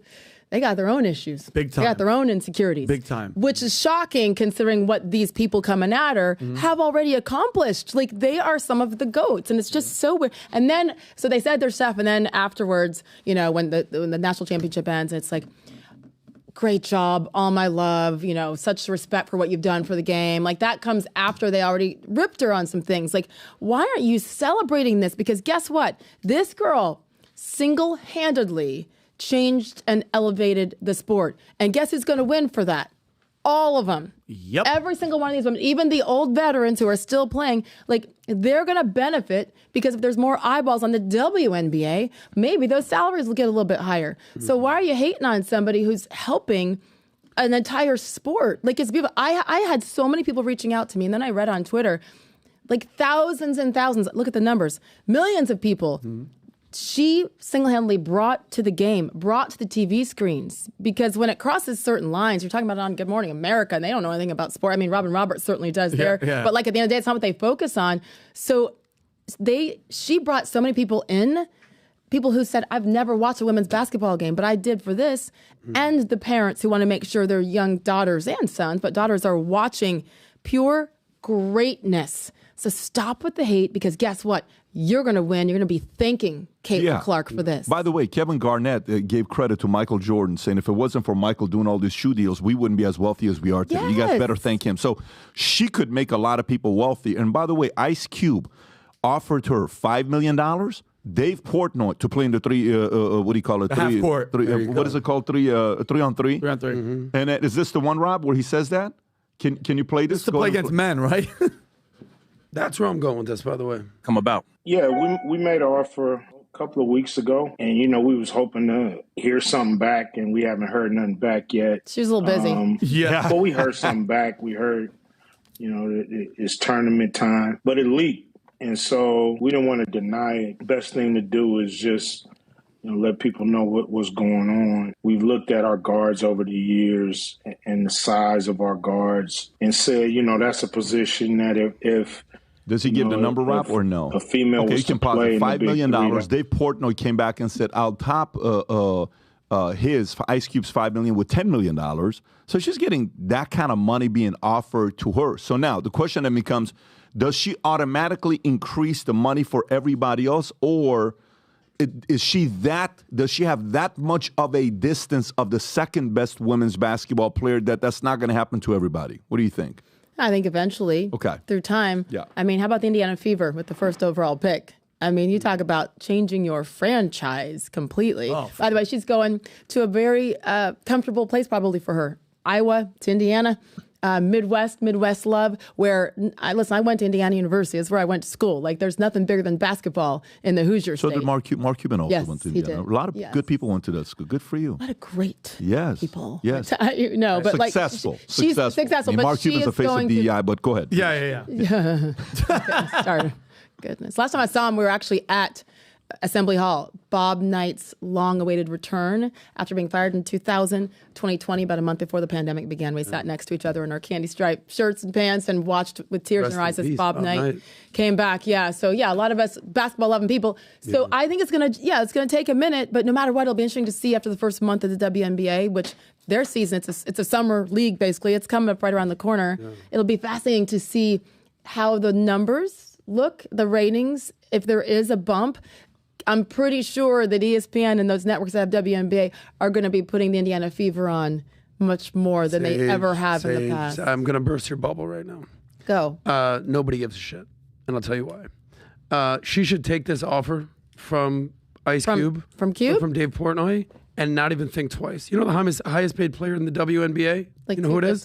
$250,000. Exactly. The NBA subsidizes the WNBA. Yep. If we want to have a whole conversation about equal pay and the gender wage gap, that's no more prevalent than what's going on in the WNBA. And respect, like, I love basketball. Shout out to her, superstar in college basketball. Arguably, she's taking a downgrade to go to the WNBA. Nobody watches the WNBA. Nobody cares. I'm sorry. If more people did, there'd be more butts in seats. They'd get paid more. You don't think she'd make a it's change? irrelevant. You don't think she might make a change in that? That's all I'm saying. No, Michael she's not going to be make the change. It's not happening. It's she's wait. Gonna It's go not there. going to be the NBA. I'm not saying that. I'm saying she's going WNBA. to. I know, and I'm saying we're not comparing it to the NBA. No. You can't. That's apples and oranges. Yes. She's going, though, in my opinion, to improve the base of the WNBA. Sure. Yeah. She will make that better, and make it better for the other We've seen it with athletes. Brittany Griner. We've seen it with Dinah Taurasi. These are all great players. No, not like this, though. Now, hold on. Okay, Vinny, let me ask you a 19 question. million. Yeah. How many WNBA games are you going to watch this year? No, hold on. How many this year? With her in it, yeah, how many are you going to watch? I'll watch the first game and see what she does in her first game. And then how many At more least games after hold that? on, let me ask you a question. No, Is I'm she going to asking you sell the out? question. Hold on, shut your dirty mouth. Is she going to sell out any WNBA games? Is she going to, hold on, hear me. Maybe the Hold first on. one. Maybe the first one? You want to make a bet?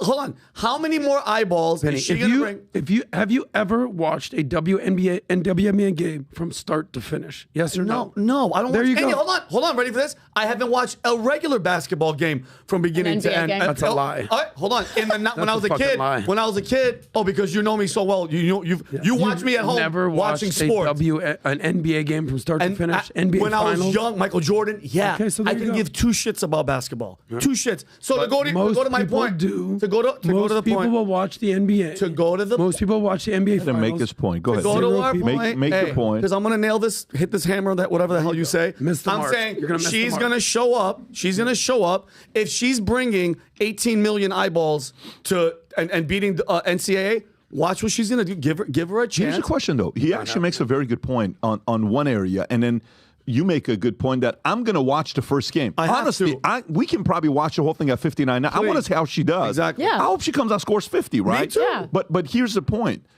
So can you Google who is the highest paid NBA player of all time? Is it 250? That's or the salary. Is anybody making $1 million or not yet? Jackie Young makes No. $250. They don't WNBA. make money. No. The whole It's league but is that's broke. why they go to Europe. That's why Brittany Griner went to Russia. That's and got Never in came trouble. back. I mean, Right. almost didn't come But back. they have Yeah. to go to continue There you go. to So make that money. Dewana Bonner, Bonner, $8.99. Yeah, that's Eleanor, total $8.99. That's total. Skylar, ever. Oh, ever. That's the contract. I got it. That's I not got it. annual, right? Okay, so here's a people question. at PhD Here's a question make for you. more Here's a money than question for you WNBA. and Sage and Tom. I want you to think about this. You're a math guy. So she just got offered $5 million.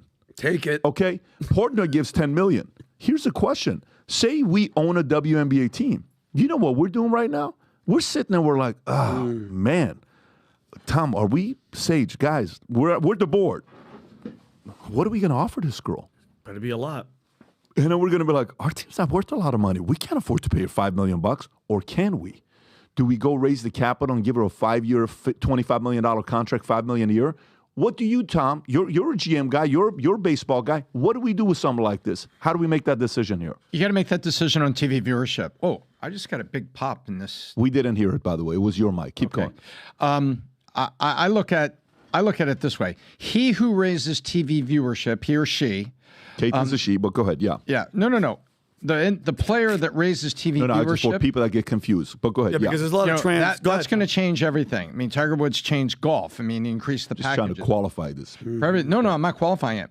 It says if we believe that she's going to raise the TV viewership, then we absolutely pay her. So we're making. She's going to. Yeah, that's right. So if we're the Indiana board, I'd look at it and say, you know what? Do we make a bet here? Sports is about making a bet. How many players have come out and played 2-3 games and then they get really hurt and it doesn't happen? It happens all over the place. You're making a bet right now. It says, do I think that the enthusiasm, the Midwest enthusiasm, is going to come to Indiana because we are sitting here in Midwest and you've got this Midwest heroine who's coming over here?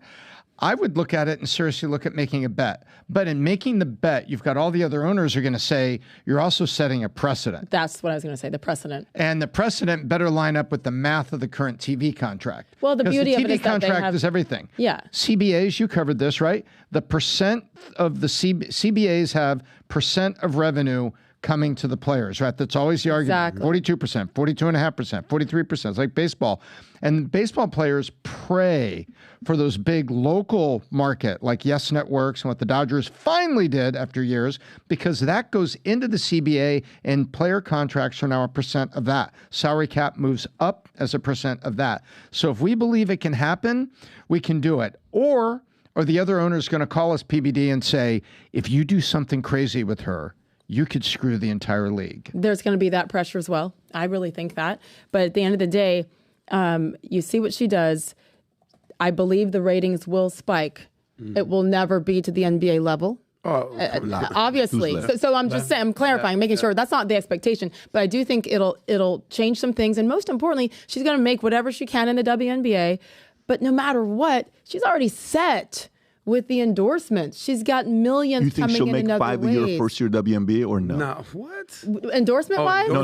Like WNBA money. No. No.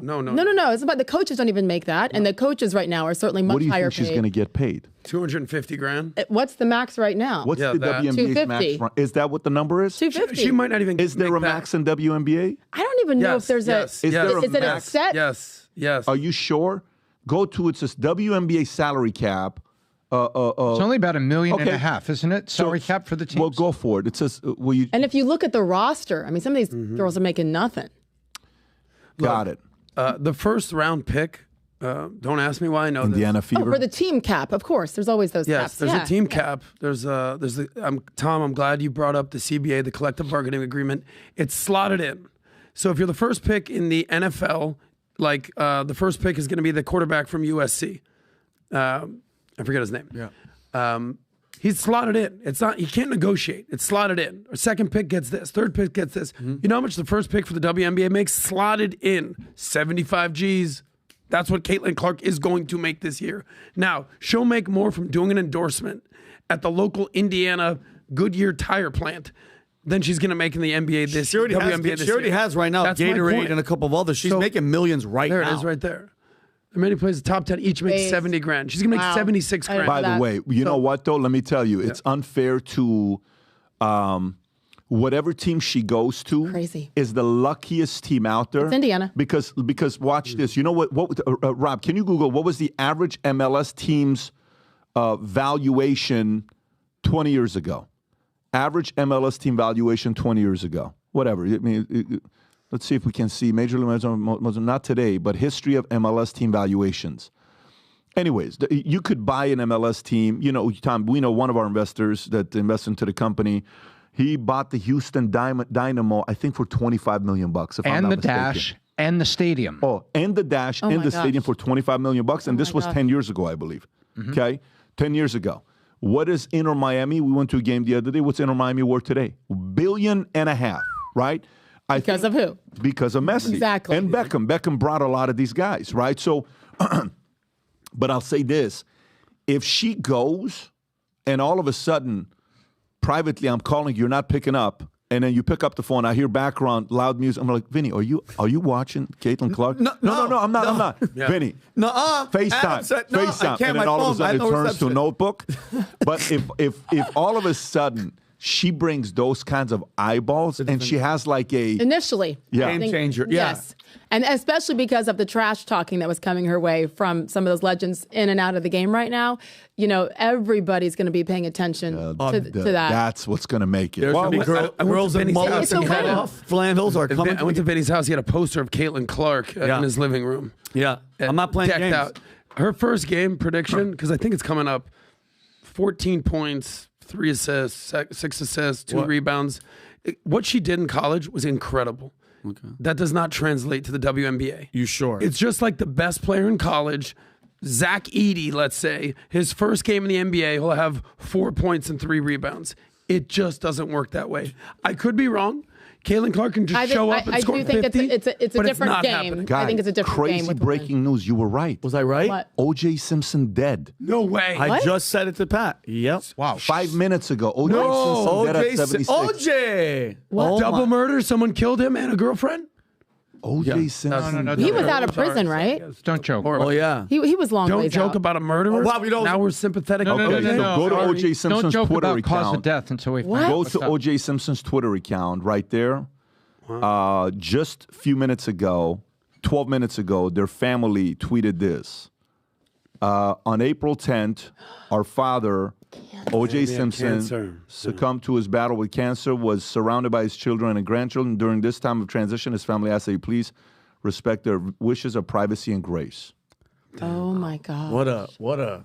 I didn't know he had cancer. Well, no, he talked about it, but the way he made it seem, the video that came out recently, because if you go back a couple weeks ago, he did a video. Maybe they took the video down. He's like, all this stuff you're hearing, rumors about me and cancer, they're lie. I'm okay. There's nothing going on with me. This is the one, Rob. Play this. Go back a little bit. Yeah. Damn. World? Hospice? Hospice? You talking about hospice? No, I'm not in any hospice. I don't know who put that out there, but whoever put that out there, I guess is like the Donald saying, can't trust the media. In any event, I'm hosting a ton of friends for the Super Bowl here in Las Vegas. And all is well. Too much. You know?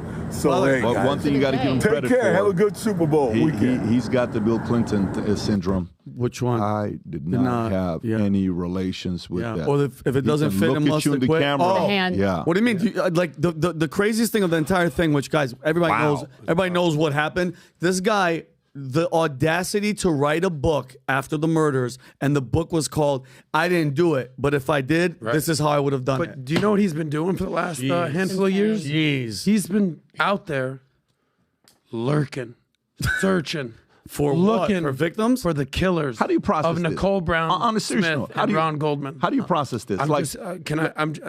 Meaning, I'm just shooting my shot right now. Well, meaning he is a double murderer. Yep. He was acquitted because if the glove don't fit, he must. Well, because there's a Mark Furman was a racist that was on the he's the luckiest murderer. Is there anything more watered down word these days? Wait, than no, racist? Mark Furman was a racist. He was big time, and he did plant. Yeah. He didn't need to. The facts were going to be there, but the fact that this guy was on that case, ruined. What? I love that you're focused on Mark Furman. That's great. No, that's Adam, cool. I'm agree. He had the most amazing legal team ever put together. It was a super team. Okay. Johnny Cochran, Robert Kardashian. Didn't he have Alan Dershowitz as well? Didn't he have Robert Shapiro? Yeah. Dude, this guy spent millions of dollars on lawyers. Yeah. He got off. He didn't spend it. They didn't get paid. Yeah. Okay. Whatever. Yeah. He got off. I think everybody knows. He did. He killed those two I people. I did not So say here that he we didn't. are. I didn't say he didn't, but look at the circumstances besides the team. You have a known racist detective taking the glove, which already has blood on it, and moving it. You just messed up a crime scene, and you made him now the luckiest murderer on the planet. And then he's putting on the gloves, and it's like, bro, just because you got on a tight glove doesn't mean you can't kill anybody. I could kill Tom right now with some tight gloves. I'd love to see it. I know, I love Tom, but what I'm saying here what I'm saying is in a climate where the country was we were in a bad. It was LA riots. Wasn't it the LA riots? 1995. What year was it? 95. Great. Yeah, great. By the way, if they said even if they know he was guilty, innocent, if they were like, no, he's guilty, put him in jail. You know what the country would have gone into? He was the luckiest I don't know, time. maybe BLM riots. Well, pretty close. But Really? Maybe we've seen it. He murdered 2 people. Vinny, there were 2 trials. He was 1-1. He lost the the civil trial. case. Yeah, Lost the civil case. But my to the Goldman family. My point On the same evidence presented to Can I a make- different jury by in the civil does that case. work? So my point is, he 1-1. murdered 2 people at the luckiest time Will for him to get away with. OJ rest in peace? I don't know about that. If you believe in heaven and Say, hell, I will wanna- OJ rest in peace? I want to hear I Sage's don't think thought. the word peace should ever be in the same sentence with O.J. Simpson, even if he's no longer walking this earth. My first thoughts went to the Brown family, and then Ronald Goldman. the Goldman and the Brown families, and like what must they be thinking right now? I don't even think there's peace with them, right? Even the guy that killed them allegedly, right? Guy that killed them is now gone. Do they have peace? No, they never have. So I don't think there's any. Anyway, and even if you're his family, if you're OJ's family, I'm glad everybody was there, I guess. But like, no matter what, and especially think about the way he handled his business over the last several years. And remember the robbery in Las Vegas, He was there with and the them, guns too. and the rings selling. Yeah. And he was there, so I don't know that the You word think peace he was guilty exists. of the double murder in '95? I mean, yeah. Okay. But like, it's not. Does our opinion matter? Unfortunately, more important opinions don't even matter. And with this. I think it comes down to, that was a great question, Pat. I think it's, he will rest in peace because we didn't see it. We had no idea. If he did, Sage, if he genuinely prayed to God, because we're not stupid, and he asked for forgiveness and was genuine in his heart for doing it, he'll be okay. If not, I mean, if you believe in the Bible and you're a Christian and you're just walking around if a murderer, he asked for forgiveness if he was in his heart said, listen, to God, because that's the main conversation. Who cares about the cameras? Who cares about anybody else? Right. If he had a moment with God and asked Jesus Christ, please, I messed up. I'm a killer and I'm a sinner. Forgive me. He's going to be okay. If not, that's a hard contract. He well, what certainly do you mean couldn't in do it your heart, publicly. Adam? Yeah, that's how it works. If you ask for God, What are your forgiveness. thoughts on OJ PBD?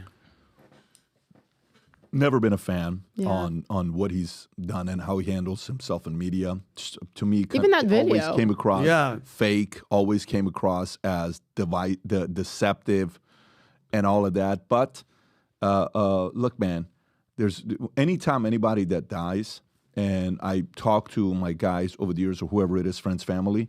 You only have one mom. You only have one dad. To his kids, that's their father. So to those kids, they're. Imagine being his child. You didn't do anything to be his child. No matter where you go, hey, Marie Simpson, is your dad OJ? How many times did they have to answer that question? Can you imagine? Can you imagine the answer to your dad's OJ? Hey, be careful, he may do what his dad. Can you imagine like all that As stuff? kids, So yeah. to me, I mean, I don't know. I mean, there's a part of it that we can, not a fan, not supportive. Will he rest in peace for what he did and what he experienced and how all the interviews I've watched with the ways, allegedly. And even on the Sacha Baron Cohen, hey, me and you, we have something in common. We're both lady killers. Have you ever seen that one? OJ. We're both lady killer.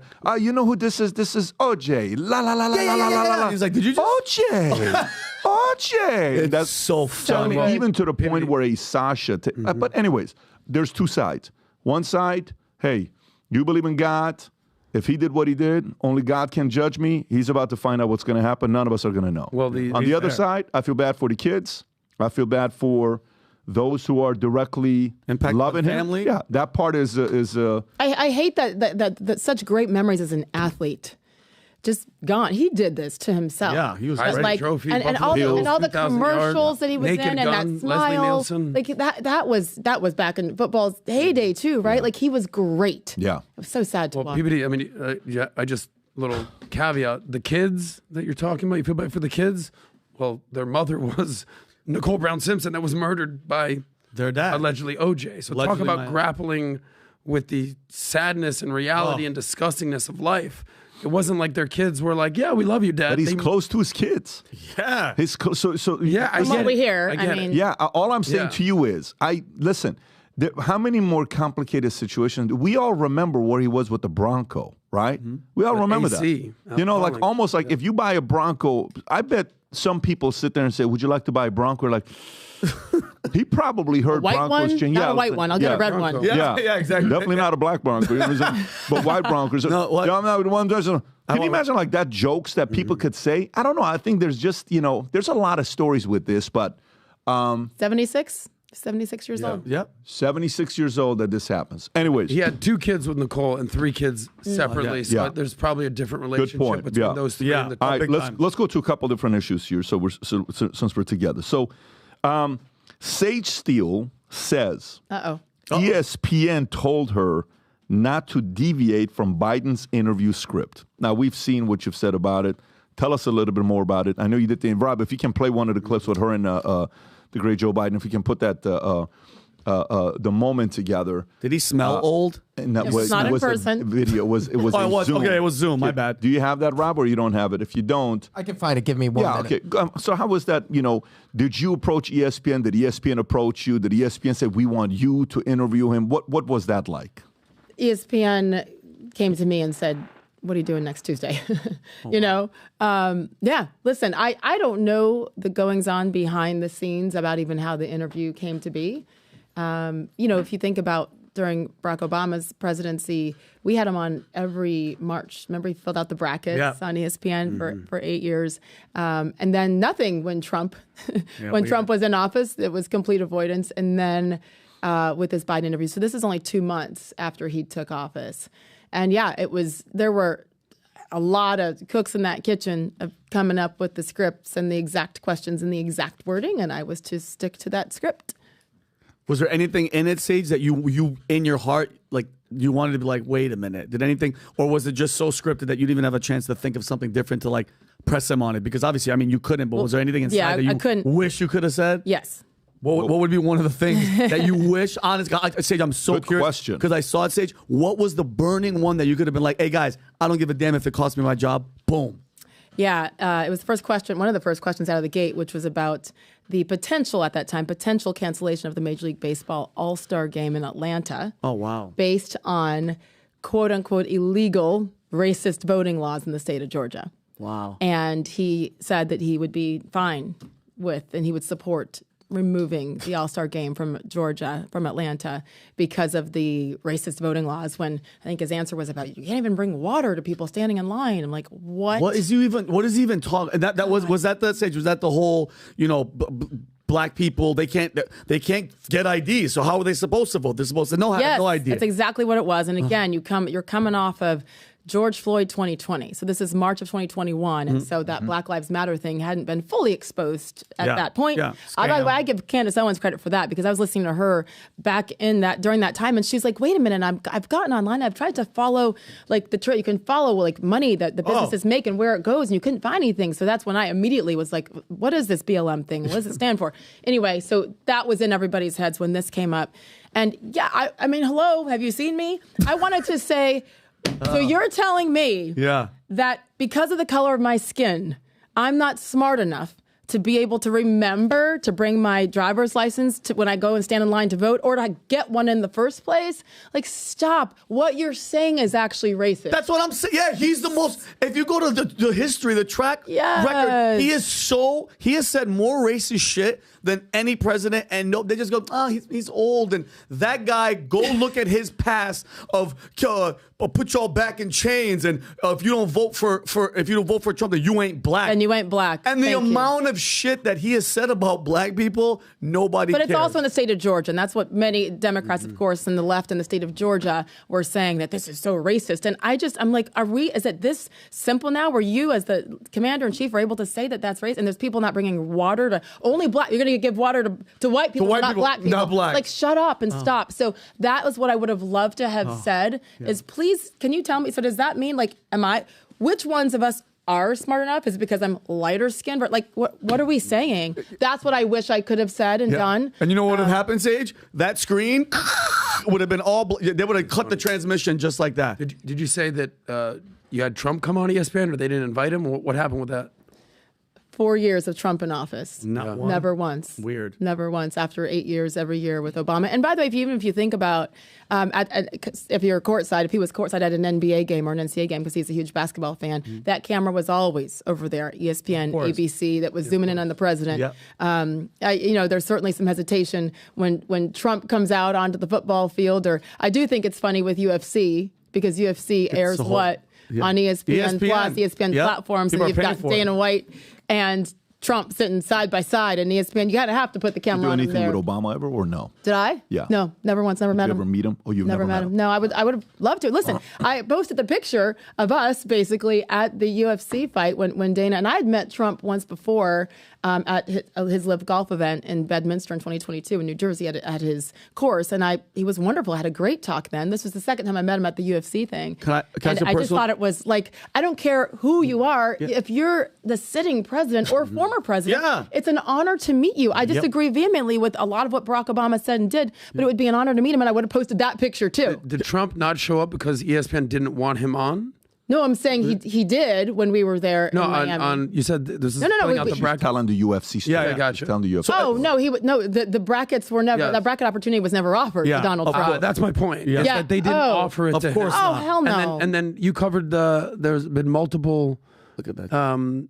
Like Golden State Warriors, I think. Even the Lakers refused to go see Trump at the White House. Oh, yes, Oh, wow. and What are your women's thoughts on that? teams as well. I mean, they have a right to do it. I just think it's so funny when we pick and choose, right? And Bill Clinton was the best president ever, but we just forget what was happening in the Oval Office, and we can forgive him for those moral failures. You know what I mean? So it's just the hypocrisy of picking and choosing. To me, pretty much all politicians are filthy, right? Yep. Like, and narcissists and all of the above. And I'm not saying terrible human beings, but there's some skeletons with every politician. And for me, stop vote with your emotions, put it to the side, because, I'm going to have an issue with everybody. What are your policies? Are we going to be safer as a country? Is the economy going to be better? I look at the issues and I don't really care about some of the other crap because you can't. You'll never find the perfect person. Yep. So, Sage, and this is a person you don't have to answer, but I'm very curious. I mean, from hearing what you just said, with policy and, personal, whatever, 2024 election, I think this is one of, every 4 years, they're like, this is the most important. Are you leaning somewhere? Do you feel, because obviously Trump is going to be the Republican candidate, thank God. I think is they're he? Hopefully, let's just say. I don't trust that certain people are going to allow him to get to November. I 100% agree. I pray to God that it is because he's. You really don't believe that? No, I believe that it should happen, but I think that the Democrats have proven right now this TDS and its absolute insanity of what they're trying to do to avoid that from happening, to make sure it doesn't happen. I hope it does. And to be honest with you, I hate to even put it out there. I worry about his safety. I think there's so many crazy people. They're going to such great lengths to prevent this man with 91 charges and all the stuff in Georgia. Like, it's insanity. So I hope so. Okay, so if it does come, let's just say. If it's Trump, Biden. If it comes Trump, Biden, Sage, you're not working at ESPN, you're not working for freaking that Disney umbrella, who are you going with? Like if it's Joe Biden and Donald Trump, because we had Stephen A. here, he was like Biden. He did? Because when was this? He has to say it. This was 2 weeks ago. That was the most recent visit? Recent visit. He didn't say it once, Sage. He said Biden. My head was going to blow up because name one thing that he's done. If it comes down to Trump and Biden, who are you going? Two things. Number one, none of your business. Okay. And I say that jokingly because I'm going to kind of answer. I love it. Yeah, go for it. When I asked my parents that in 1988, when I was like, I just want to talk about it. I did civics class in high school, and they're like, none of your business. Yeah. Because they wanted me to go on my own Good. and find out why I believe a certain thing. And my parents did a hell of a job. I've Great. not done quite God as well. bless them. On that note, hell no, Joe Biden. I'll say that because you know why?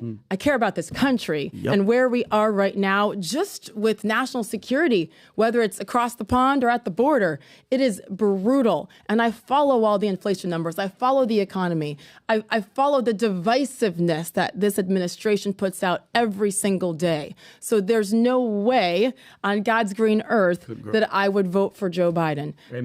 Period. So at the end of the day, it's always and I hate to even use this word, but it's a saying, lesser of the evils, right? And so for me, that's what it is. And I think that I'm able to put the other stuff with Trump aside, the personality, stuff that bothers people, whatever. because I can't change that. And there's a whole bunch of stuff with Biden as well, and there's a whole bunch of stuff with RFK and Ron DeSantis and Obama, like stuff that, though, in the mainstream media they choose to overlook. So it's about policy and it's about keeping us safer. And for me, it's a no-brainer. And I have two other issues to go through. If you got something on this, disgusting that Karine Jean-Pierre is trying to take your look and is failing miserably. Oh, that is not good. It is horrible. Are you comparing me? I'm Does just this saying- go back to Joe Rogan, Dana White? Is that what you're doing to me right Call now? back in comedy. All I'm doing is saying is you're lovely. He's you look performing amazing. tonight, and he's You're practicing. amazing. We'll pitch it at the end. She's ruining the vibe. Is all I'm saying. Yeah. I By had the the way, vibe there is- first. there is My hair. 10 out of nothing- 10 failing. Nothing close. Absolutely not even the same ballpark. Nothing close. That's Literally what why I'm you saying. date 20-year-olds, because that makes sense. You That- meaning because not me? him. Okay. Yeah, Yeah, because yeah. they get 21 offended and then they want to win him over, and it's an easy way of, you know what I'm saying? Like he just says, 21 you plus. look like, such a, no, I don't. I'm better. Oh my God. And what if I find out and show you I'm better? That's the structure. I like the system. Well, we just revealed a little Hi. of PBD's game back Right, in the 90s. right. I was in my 20s. I dated 20-year-olds, sometimes older, but that's because I don't Oh, look my you age. go But up. it is what There it you is. go. Yeah. Don't be okay. afraid of that, you guys. No, I love I had the opposite effect. So, okay, all right, let's keep going. Here we go. This story. There is a guy in sports, for whatever reason, he's got a lot of different nicknames, okay? Sweetheart, gentle, kind, grateful, wholesome, easy to be around. Why is it that Keith Olbermann is he's got this reputation of he's like a bundle of joy to be around. Is that a true rumor? She's getting hydrated. Or do for I this. have my listen? We may have to fire our Where's my research drink? team. Where's my glass of wine or my shot of tequila? For God's sake. What is he like? Because I just watched this guy on Twitter. I'm like, is there a person more bitter, angry, and ungrateful than this guy? What's he like to work with? Miserable human. No, he wasn't like that to work with. Interesting. He wasn't. What happened He was to him? fine. I would love to know. Do you think he'd come on my show? Oh, I would pay for that. I would pay for that. I'm going to invite him, and then he'll go on and tweet about how dumb I am. Again, it's funny because he has my phone number. He has ways to reach me. And if you have a problem with anything I'm saying, what a concept. Pick up the phone, send a text. But these people are cowards, and Keith is at the top of the list. You think Keith is a coward? Yes. Why is he a coward? Talk to my face. You sat on my show, by the way. It was my SportsCenter show. Can you pull it up? And he filled in for my co-host at the time several times. And the funny thing is, and I say this, I'm glad he likes dogs. He likes to find dogs homes, and it's a beautiful thing that he does on this Twitter every day. Yeah. So the show is in Bristol. SportsCenter is in Bristol, but they needed Keith to fill in or asked him to fill in for whatever reason. Because this is the third time at ESPN at this point, right? He's been fired a couple other times. The third time. I think so, at this too. point. And so you bring him back in, and he's going to fill in a couple times and maybe do some baseball tonight. And they were like, can you go to New York instead of him coming? I'm like, why? I got 3 kids. I'm home. I'm doing all my stuff. Like, well, he can't leave his dogs for a night. I need you to, can you go to New York? I was like, okay, I'll work it out with my ex-husband. He'll take the kids. And you know what? I'll get a nice dinner in New York City. It's better than, central Connecticut outside of Hartford. So, but he was kind. And I went into his office. I was like, how are you? Wait, let's just back up. For those of us SportsCenter fans from back in the day in particular, he was one of the GOATs. Yes. Olbermann, Dave Patrick. Are you kidding me? Sick. Like the best. And so I was excited to work with him because he was past tense, and it passed him by at this point a couple years ago, the last time I hosted with him. But it was like, it's Olbermann. Like, this is amazing. And just to watch him and he's a writer. Like, he was a journalist. Yeah. But then you leave ESPN and MSNBC and CNN, and where else did he work? In every single place you get fired. So at some point, my dad says it, my retired Army Colonel, West Point graduate dad, you got to look in the mirror every once in a while. And what's your track record? His track record is crap. So when people continue to hire somebody, when you know what they're going to bring, that's on you. He was kind. He was fun. I was silly with my Instagram video. And I'm like, hey, Keith. And we chatted it up. And he didn't start attacking me until he learned, I guess, that I had more center-right leanings. And therefore, I'm the devil. Was it Trump? Like, now, here's my question, though. Did this happen like 7 years? When did he start turning to this angry, bitter person? Because I think personally there's something deeper. Oh, there is. I mean, there's something going on. And mind you, I'm not one to talk. I'm on the market. I'm dating. I'm trying to get married. I want to have kids. He's not married. He doesn't have any kids. No. Apparently these dogs are really important. And then I looked up what would make somebody so angry and bitter. And on his Wikipedia, and I'm just stating a fact. In 1980, he tried leaping onto a New York City subway train, and he suffered a head injury, which permanently upset his equilibrium. Maybe that would trump derangement syndrome is just because how do you go from that person. She's this angry, bitter. And what do you say about her, Rob? She's the dumbest person I've ever worked with. Something is wrong in here. Something is wrong in here, and I think there needs to be a practice started by psychiatrists for what Trump derangement syndrome does to people, and that's all their specialty is. Well, he was miserable before Trump, and then it just okay. went, See, I didn't know. no, He was. Yeah. Okay, he was. I didn't know that. But I don't really. And by the way, I mean, I call me all the names you want. I've been there, done that. I'll take it. I don't care. I don't care what you think because I don't respect you, number one. But number two, like, okay, dumb. I don't know. ESPN paid me a lot of money for many, many years, so I don't know how dumb I am. But again, like, and by the way, I don't block. I think I've blocked like 12 people on Twitter ever, maybe a few more, but I don't block him. He can say what he wants. I silence him because I choose to not have certain energies around me. Good. And you can sit there and read it all, and then you're tempted to do what?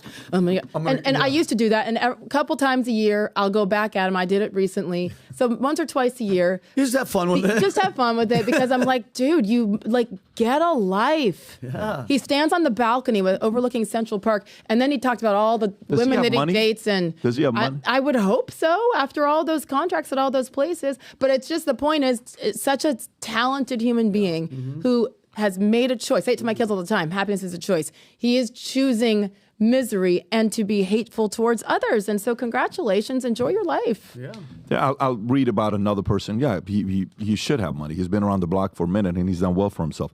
Here's the next one that maybe you have different thoughts about this. Maybe she's sweeter than him. I don't know. I mean, this is a different story. The Rock displayed political cowardice by not endorsing Biden, former ESPN anchor said, and it's not you. ESPN anchor Jamil Hill said, this is the most statement, non-statement I've ever heard, and I love Dwayne Johnson. Like, during my time at ESPN, if you ask people, the number one person who they felt like when they did the car wash was like the best person that came through there in terms of like how they interacted with people, how nice they were. It was easily The Rock, or number two would have been Kevin Hart. Hill was referring to the newsmaker at ESPN. And that's kind of, frankly, political cowardice on him. I don't understand how Joe Biden is divisive one, where what he's running against is pushing bigotry, xenophobia, every other phobia and ism you could possibly name. That is what they're literally campaigning on. Joe Biden is not campaigning on those same things. And so I don't even understand how Joe Biden got attacked for being the one who's dividing people. If Johnson wants to stop the division, then he shouldn't at all make it seem like he's aligned with the side that is pushing only division. Thoughts on this comment by Jamil Hill? First of all, when you were describing the comment and reading the comment without saying who said it.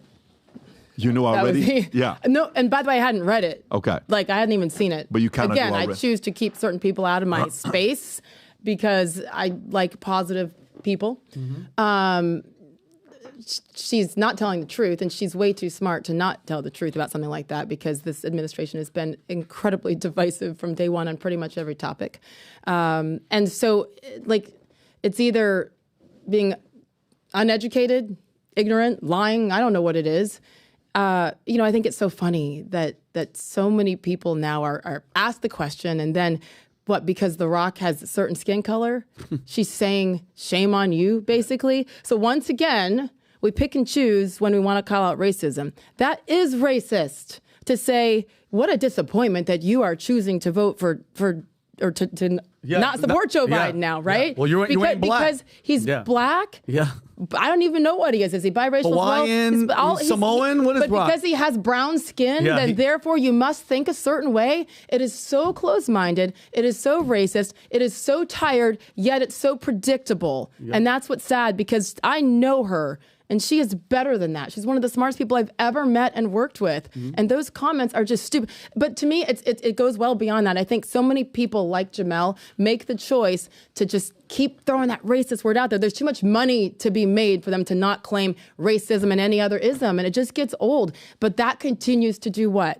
To divide this country. Yep. And they want it. And it's quite obvious because they continue to choose to do it. And shame on anybody for saying who you should vote for based on your skin color. Get the hell out of here. These are the people that make it worse here. And I can't. Yeah, and here's my thing, and it's always for the other side. What are they doing to the African American community? Please let me know what the Democrats are doing that's so good that even thinking about voting for like a Donald Trump is like, are you crazy? This racism? No. What are they doing for you? By the way, who had historically the lowest black unemployment numbers while in office? Let me take a guess. Donald J. Trump? Facts. Weird. Okay, and by the way, everybody loved him. Every single body loved him. The moment he said, I'm running, racist.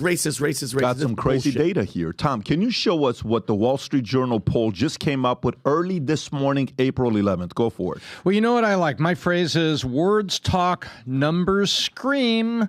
And this was a Wall Street Journal poll that was done, and they compared exit polling figures at the time of the last election to current polling, and they did it by race and people's identified gender. Black men, Biden carried 87-12 in the last election. Right now, in a poll they did of swing states, it's 57-30. So there's been a shift among people thinking for themselves, asking, is the economy better? Or what situation, what construct was giving me an ability to make my life better? You look at black women, it was 93% Biden, 6% Trump. It's now 77-11. Again, this is a swing state poll. So this was Michigan, Wisconsin, Pennsylvania, Georgia, Nevada, Arizona. That's great. And which ones of those didn't go blue in the last election? Correct. Those Exactly. Then now let's look at black individuals who identified as having college degrees. And they said it was 91-8 for Biden. It's now 71-18. Man. And if you take people who are black non-college, 91-9. Now it's 66-21. That's insane. So for the audience to see this, the light purple is 2020. The dark purple is now. Yeah. Right? Correct. What a change. Massive shift. So what's going on? But there's a narrative in the news media that would like you to believe. And what I think is great about this is we all vote for ourselves. And we ask ourselves the question that Ronald Reagan asked, and it could have been any president asking that. Are you better now than you were 4 years ago? Number one. And number two, am I helping you? And the people, the African-American community in their polling right now is saying no by 12 and 15-point differences versus the election coming up just shy of 4 years ago. But how much? But Sage, my question to you is, like, when you hear her say something like that, you said she's one of the smartest people that you know. How much is it? If she's that smart, she's not dumb, she knows the numbers, is it that she really believes it in her heart, or that she works for a company that she knows? She doesn't work for any company now, does she? Oh, is she by herself? She's independent, I thought. And she's still sticking by this gun? Yeah, it's gotten her far. It's made her a lot of money. God. You know, but I just don't, I think that people choose to believe what they want to believe, and that can be said on the right as well. I mean, this isn't just big time. a left thing. Yeah, for sure. I think that, but the vast majority of people are in that center region where I actually don't care who you're voting for. I don't either. Right? Now, if we're going to go have dinner and hang out and have a deep conversation, like, let's talk about it. And it's fascinating because I want to learn from you and say, okay, I get that. And by the way, all of our opinions, which goes on to who we vote for, are based on what? Our experiences, what we have experienced. So let's just be respectful and kind about it and not say, oh, you're the rock and shame on you and what a sellout and all the things. Yeah. Like, just stop. You are making it worse. You are contributing to what you say white people do to you. Like, the problem is, and one of the few people who will call that out is Jason Whitlock. And so that's why I'm saying it's important to listen to people that even we don't like, because there are very few who are unafraid to point out those hypocrisies.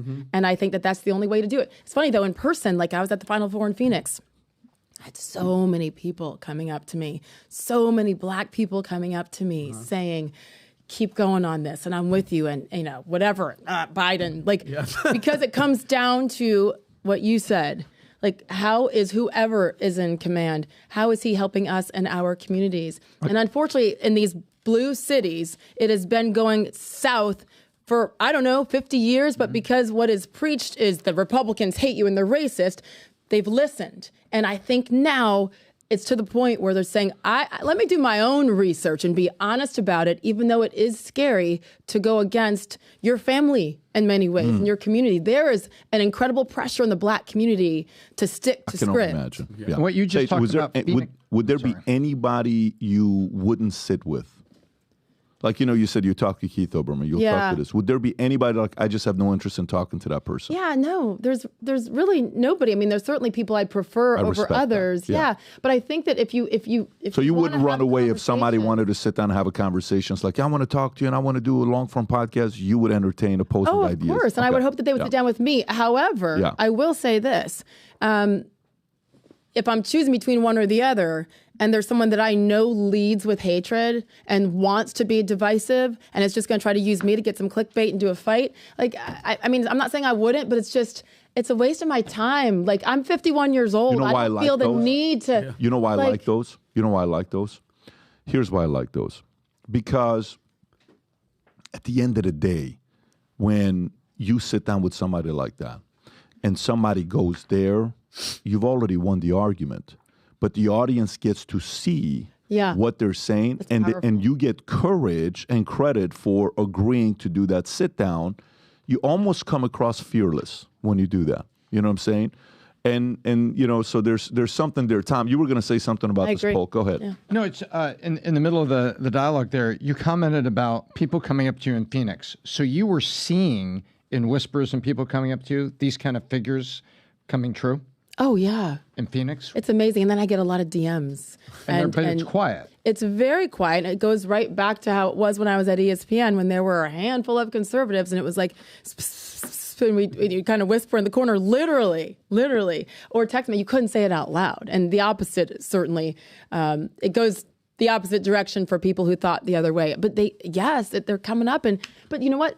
It's conversations, and I think people have realized over the last, if nothing else, just the last 8 months since I've been gone from ESPN, that I'm not afraid to have a conversation. I'm not afraid to be attacked. I'm not afraid for any of it anymore. And there's power in that, right? It took me so many years to find it and to realize it, and then once you get there and you aren't afraid of being disliked, which was a really big thing for me. But you know what, your approach, what it's doing just from listening to you right now, you're kind of doing this, which I like. Mm-hmm. You know what I'm saying? Instead of doing this. Yes. Because sometimes there's certain people that do this. Like even Stephen A. when he was here, and I asked him a question. I said, if your mom was alive today, okay, and I said, if you had a choice who she would vote for, she'd vote for conservative, Trump, today.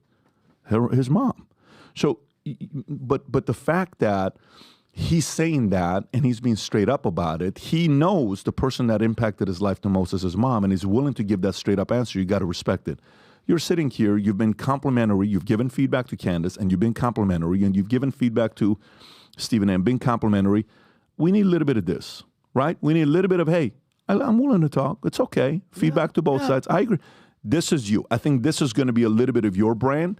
And believe it or not, what that does is that opens up more people willing to come on your show than being too much of just this or this or this. And then others are being like, I just don't want to go talk to her. Now, listen, there's people who have said no already because, well, she's right wing. I'm like, have you met me? Have you talked to me? Yeah. No, and it's easier because there are those people who are afraid to have the conversation as well. I'll say this: there was one woman that we had on recently, and the show hasn't dropped yet, so I won't say her name, but she will. We leave everything in on the show, obviously. Joe Rogan, Dana White. Everything stays on the show. Nothing gets edited out, even if I wish it could. And that one I wanted to stay in, I swear to God. But this woman is a Hollywood actress, very, very, very, very liberal. And at the end of the show, when I was thanking her, she looked at me and she said, I got to tell you, Sage, I was nervous to come on because I did some research on you. And I was concerned about what questions you were going to ask me. And this was awesome, and thank you. Wow. That hit me very hard because when I met her out in the hallway, I felt it. I felt that chill. And I was like, that's okay. Cool. I was like, okay, let's go.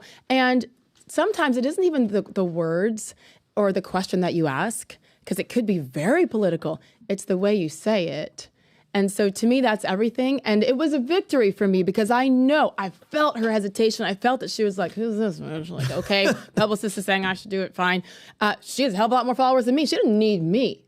I'm so grateful that she took a chance. She's brilliant. She took a chance. She could probably talk circles around me. And for her to admit that she was like, I don't know about this. That's my goal, is to create the conversation that I wasn't afforded, that not one person had the balls to do with me, to pick up the phone, to text or to call, even friends who are no longer friends, unfortunately. So if I acknowledge that hurt me, then I can't live that way, you know? I love it. That's why I love it. Yeah. And by the way, is it fair to say that the experience backstage at The View with Barbara Walters was slightly different, right? It was like what happened there? We hear stories. What happened? She literally, it was after the conversation about Obama, where she was mad at me for not saying I'm black, just like the current president at the time. She literally bumped into you in the back? No, it was dark and there were several people around and I was standing kind of behind. Listen, this is Barbara Walters. This is her area. She created the show. I mean, I didn't love some of the things she did journalistically, but she's still Barbara Walters, right? Yeah. And so and it's dark, because it was a segment with the two other hosts, and she and Whoopi came in the back, and there's a trash can behind me. I'll never forget it. And she just looked at me and went, "Ugh." Oh, damn. And kind of backed me, and my makeup artist saw it, and Whoopi saw it, and I was like, what the hell is I just Barbara's started losing her laughing. shit? And Whoopi came up, she's like, come here. And she's like, don't you let. And I was like, oh, damn. Where am Whoopi was amazing. I've always loved Whoopi. She was always super kind to me. And I know she probably thinks I'm a nut job and probably hates me. I don't know. Hopefully not. But I'll never forget that moment where it's someone that you're in the presence of, someone that's a true legend and pioneer. Mm-hmm. And she didn't like my answer, was trying to push me to answer a certain way. Just trying to push me to vote because of my skin color. What are you doing? Shut up. But I didn't and I was very respectful on the show. But for her to elbow me, and I'm like, this chick is 80-some years old. Oh, and I just thought she was 87 when she did that. Oh, she was in her 80s. Oh, wow. Oh, respect. This was 2014. Well, if anybody's gonna elbow you, that's the person. And she didn't break her bone, and she didn't break her own arm. I hold me back. No, I'm kidding. Right there. She died. Kind of a cool story. Barbara Walters died a year ago or so.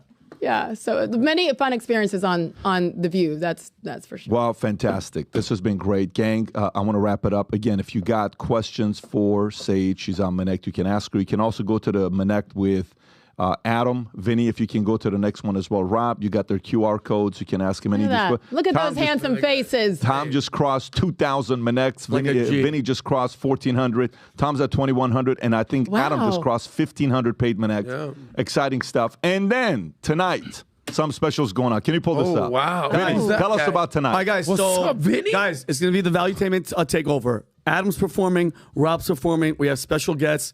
Maybe PBD, maybe Gabriel, we don't know. But guys, Miami Improv, the show, be there by 7:30 p.m. You want to go? Is this an invitation? You can go. Let's go, the ticket link, Rob's going to put the ticket link. Guys, I want to sell this place out, and I want to make noise tonight. Please, guys, I'll see you guys there. It's going to be off the show. Chain. Listen. Where can they go to register? Is Rob, it MiamiImprov.com. Okay. Give yourself a little credit. What? Guys, Vinny is headlining at the Miami Improv. I am simply hosting and bringing people on stage and setting the vibes. That's our friend Rob with no pants is performing. I have teenagers with me. Only and Dade will be there. Join us at the Miami Improv. I will be there, and I will be clapping for all of you, including you, sir. Thank you for. But guys, everybody's going to be there, and I appreciate you guys more than you guys know. I've been dying to take some classes. I think it's so improv classes. No, I mean, I'm already funny. Obviously. I'm just saying. I'm just saying, the improv thing. I'm fascinated with this with you guys. Yeah, that's hard. Guys, support Valuetainment. Support PBD. Support Vinny. Rob, the ticket link is in the chat. The ticket link is in the chat. Pat, I love you. Thank you. Awesome. And last but not least, go follow to see who that next guest with Sage is going to be. Ooh, I can't wait. When does it come out? Curious. Well, the one from yesterday with Gina Carano and Sue, amazing. The actress, and then the secret Mandalorian. The secret ones when? The secret one. I don't know. Okay. 2 weeks? No. 3 weeks? No whispers? I got to talk. We're figuring out next week. I think I know who next week is.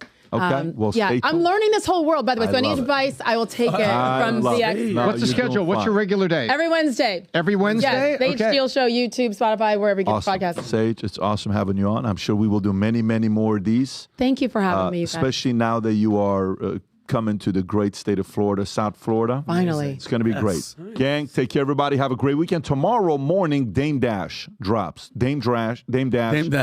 We talked about a lot of different. We fought, we argued, we laughed, we poked, we trolled.